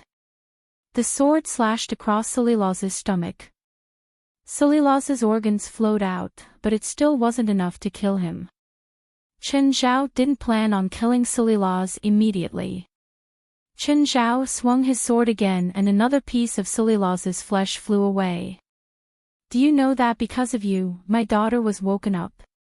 Everyone was speechless. As expected, Chen Zhao still cared about this. Another piece of flesh flew away. Chen Zhao's face was fierce and his eyes were murderous. Do you know that my daughter is growing right now?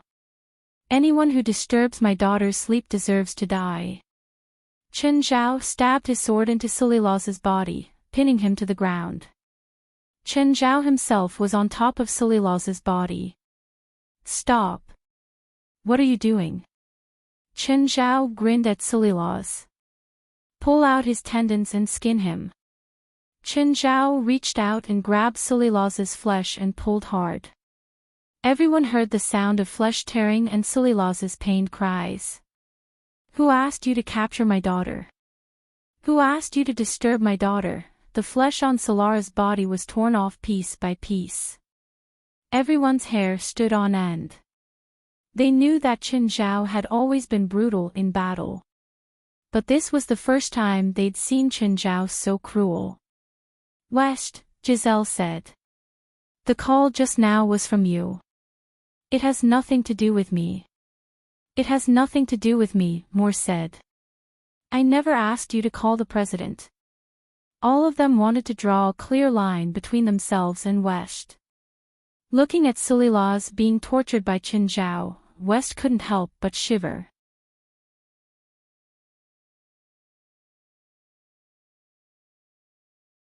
Chapter 791.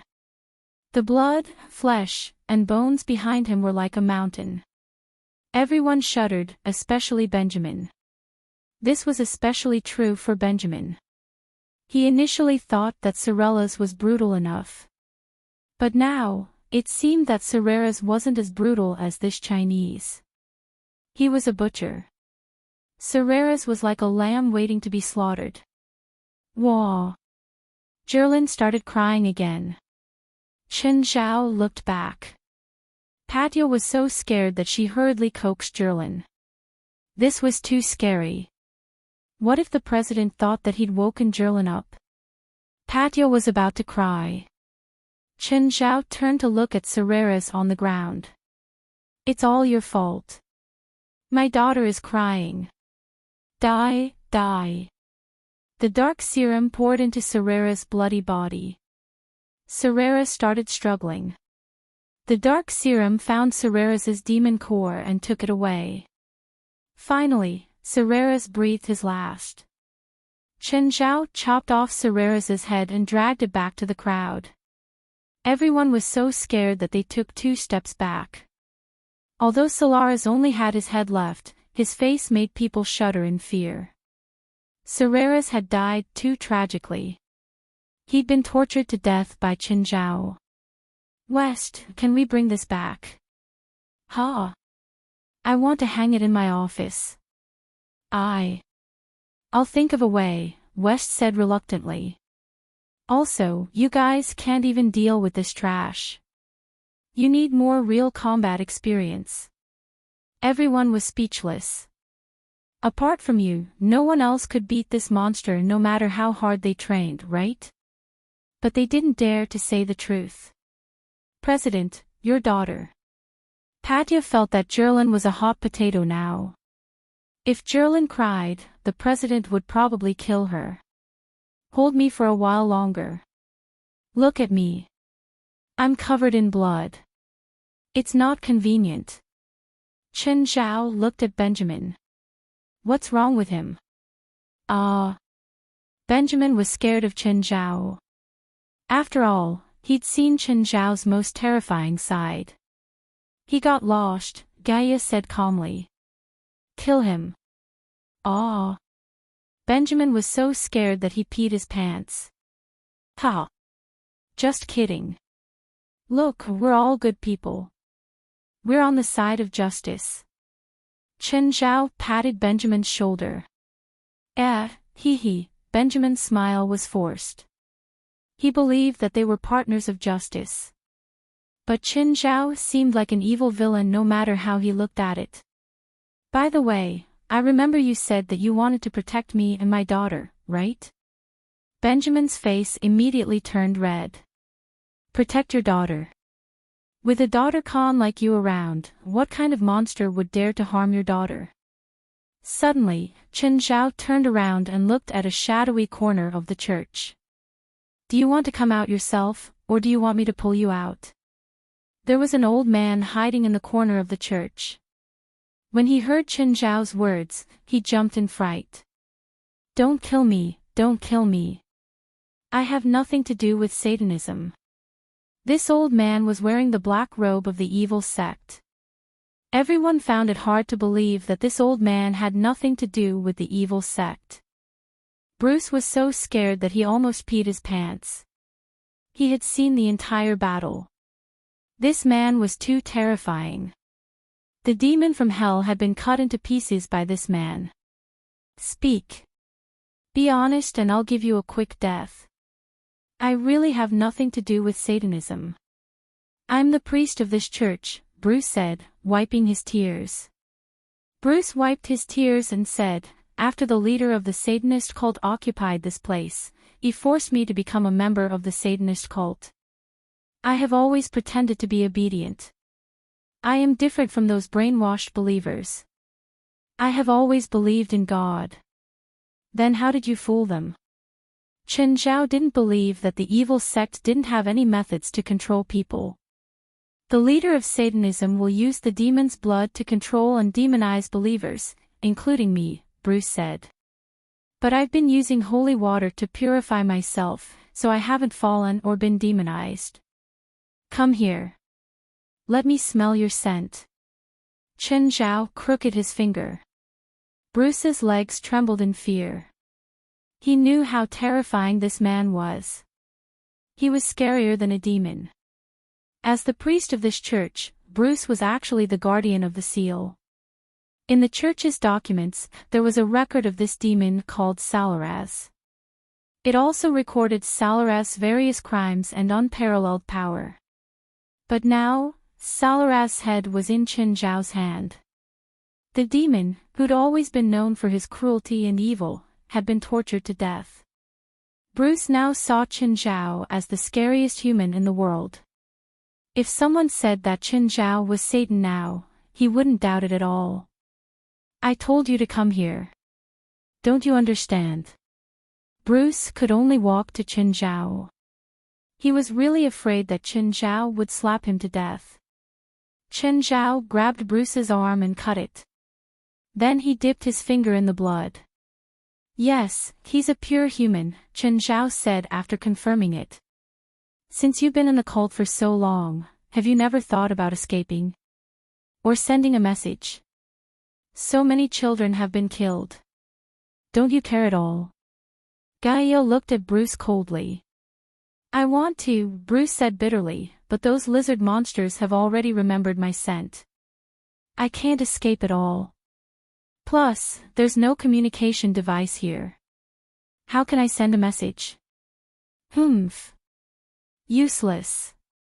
Gaia had always been upset about not being able to save those children. Those children were all less than a month old. Gaia's heart was very heavy. Chen Zhao patted Gaia. He knew that she wasn't in a good mood. Everyone was tired today, so Chen Zhao didn't continue torturing them. However, it was a happy thing to be able to hug Jerlin to sleep every night. No matter how terrible it was outside, as long as his daughter was by his side, everything would become better. At night, Chen Zhao's phone suddenly vibrated. Chen Zhao picked up the phone and glanced at Jerlin in a daze. She was still sleeping. Hello, who's this, Mr. Chen? My subordinates went to find you today, right? Chen Zhao woke up immediately. Who are you? You can call me Quick. Oh, and then? Where's my subordinates? I'm still alive, which means that they might have already seen God, or Satan. Why, are you interested in letting me send you on your way?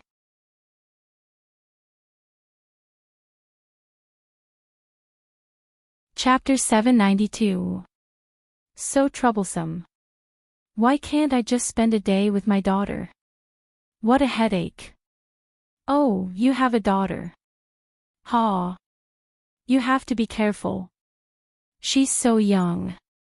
She can die easily. Chen Zhao caressed Jerlin's cheek. At the moment, Jerlin was sleeping soundly. Her small mouth was still moving. She was probably dreaming and drinking milk. Thanks for the reminder. I'll be careful. Chen Zhao's voice was filled with warmth. But you should be careful too. Don't let me see you. In the morning, when Chen Zhao woke up, he realized that Jerlin still woke up earlier than him. Every day, Jerlin would wake up earlier than Chen Zhao and stare at him like that every day. Chen Zhao pinched Jerlin's cheek and got up to do what he had to do every day. Changing diapers, making powdered milk. It was another refreshing day. Just then, Alex's call came. Hey, Chen, Deng Boli's party on the sea is today. Got it. Are you going to attack them? You're thinking too much. Like you said, they're all billionaires. How can I attack them? I still want to live a few more years. Okay, I'll talk later. I'm going to have some fun with Jerlin. After breakfast, Chen Zhao carried Jerlin to the dock and rented a yacht. However, before Chen Zhao could board the yacht, he saw Alex standing at the dock and looking at him. Alex, why are you here? If you want to go out to the sea, you have to rent a yacht here. Why am I here? Alex looked at Chen Zhao in annoyance. You're not going out to play, are you? You're right. I'm indeed going out to play. Boss, that Chinese is so bold. He ignored your warning and even dares to go out to play. Go get a helicopter. I want to know what kind of expression that Chinese will have when he sees me. Boss, how many people should we bring? All of them, Quick said. Quick and the others boarded a helicopter. It was a modified military helicopter. It could hold 20 people. It was originally a decommissioned helicopter of the U.S. Air Force. Some organizations bought it at a low price and used it for private purposes. Of course, with America's air traffic control, it was impossible for this helicopter to carry any weapons. It was mainly used for manned missions. Armed forces like Quake often needed to carry out multi-person transport missions. If it was an ordinary model of plane, I'm afraid it wouldn't be able to accommodate so many people from Quake. Boss, he's alone. Why did he bring so many people with him? Quake looked at his men. Muller thought so too, but now he's dead. I'm not Muller. Our employer put a bounty of $2 million for us to get that pocket watch. It's not a high price, but it's not low either. Originally, if everything went smoothly, we could have gotten the bounty by spending a small amount of money. But now, 5 people have died. This kind of loss has exceeded the scope of our plan. I don't want to add to the loss, and I don't want any more accidents. Chen, what's your plan? Alex was very nervous. Chen Zhao was empty-handed, and he was carrying a child. Was he going to take revenge for Jerlin with just this kind of preparation? As far as Alex knew, Deng Boli had 3 escort yachts other than his own luxury yacht. They were yachts, but they were armed with heavy firepower. The U.S. had a detailed classification of military and civilian weapons. However, this classification only applied to ordinary people. For rich people, they could even get a nuclear bomb if they wanted one. She knew that Qin Zhao was powerful, but this was the sea. He wasn't facing a group of enemies who could shoot at him with guns, but armed with heavy firepower. This wasn't a victory that could be won with one's own strength. What plan? What plan? I don't have one. I just want to go around the sea, fish, and sunbathe, Chen Zhao said matter-of-factly. Chen Zhao said matter-of-factly, oh no. I forgot to bring sunscreen. Do you have any? Alex's face darkened. I'm serious.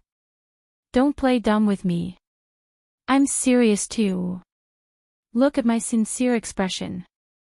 Chen Zhao looked at Alex with sincerity. Facing this vast ocean, I feel like my heart has broadened. All grudges, love, and hate have vanished into thin air. I've let go of my hatred. Now, I can face anything calmly. For a moment, Alex almost believed Chen Zhao's words. Chen, I don't care what plan you have, but please don't take Jerlin into danger. What danger? I already said I'm out to play, Chen Zhao said calmly. Stop nagging me. It's rare for you to go out to the sea. Go change into a bikini and sunbathe. Don't waste the bright sunlight. Saying that, Chen Zhao stood up. Where are you going? I'm going to see if there are fishing tools on the boat. Chen Zhao really went to find fishing tools. Unfortunately, there were only a few harpoons in the storage room of the yacht. Just then, there was a whistling sound in the distance. Chen Zhao went to the deck and looked at the helicopter chasing after him. We're from the Coast Guard. We suspect that there are illegal contraband goods on your boat. Please stop the boat immediately for inspection. Alex looked at the helicopter in confusion. What's going on? Chen, there are illegal contraband goods on the boat. Ha! We came from San Francisco's North Beach Pier. What illegal contraband could there be? They're clearly looking for trouble. Looking for trouble? Those bandits. Chen Zhao shrugged. Then what do we do? They're in the sky. We can't do anything to them. Alex's expression turned serious. See? It's such a good holiday, but people always come to ruin my mood. Now's not the time to joke around. Hurry up and think of something. Chen Zhao stood on the roof of the yacht. Holding the harpoon, he made a throwing gesture. Chen, what are you doing? You're not going to hit the helicopter with a harpoon, are you? At the same time, in the helicopter, Quake's subordinates all laughed. Ha! Is this Chinese joking? He wants to shoot us with a harpoon. Oh my god, I didn't know that Chinese are so humorous. Doesn't he know that the helicopter's windshield is bulletproof? You're tuning into the LoveLore Library YouTube channel. We're so grateful for your support, and don't forget to subscribe to join us on this incredible journey through captivating stories. Your generosity through donations truly makes a world of difference, as it's the primary source of revenue that allows me to expand and enhance this channel for you. Thank you from the bottom of my heart for being a part of this adventure.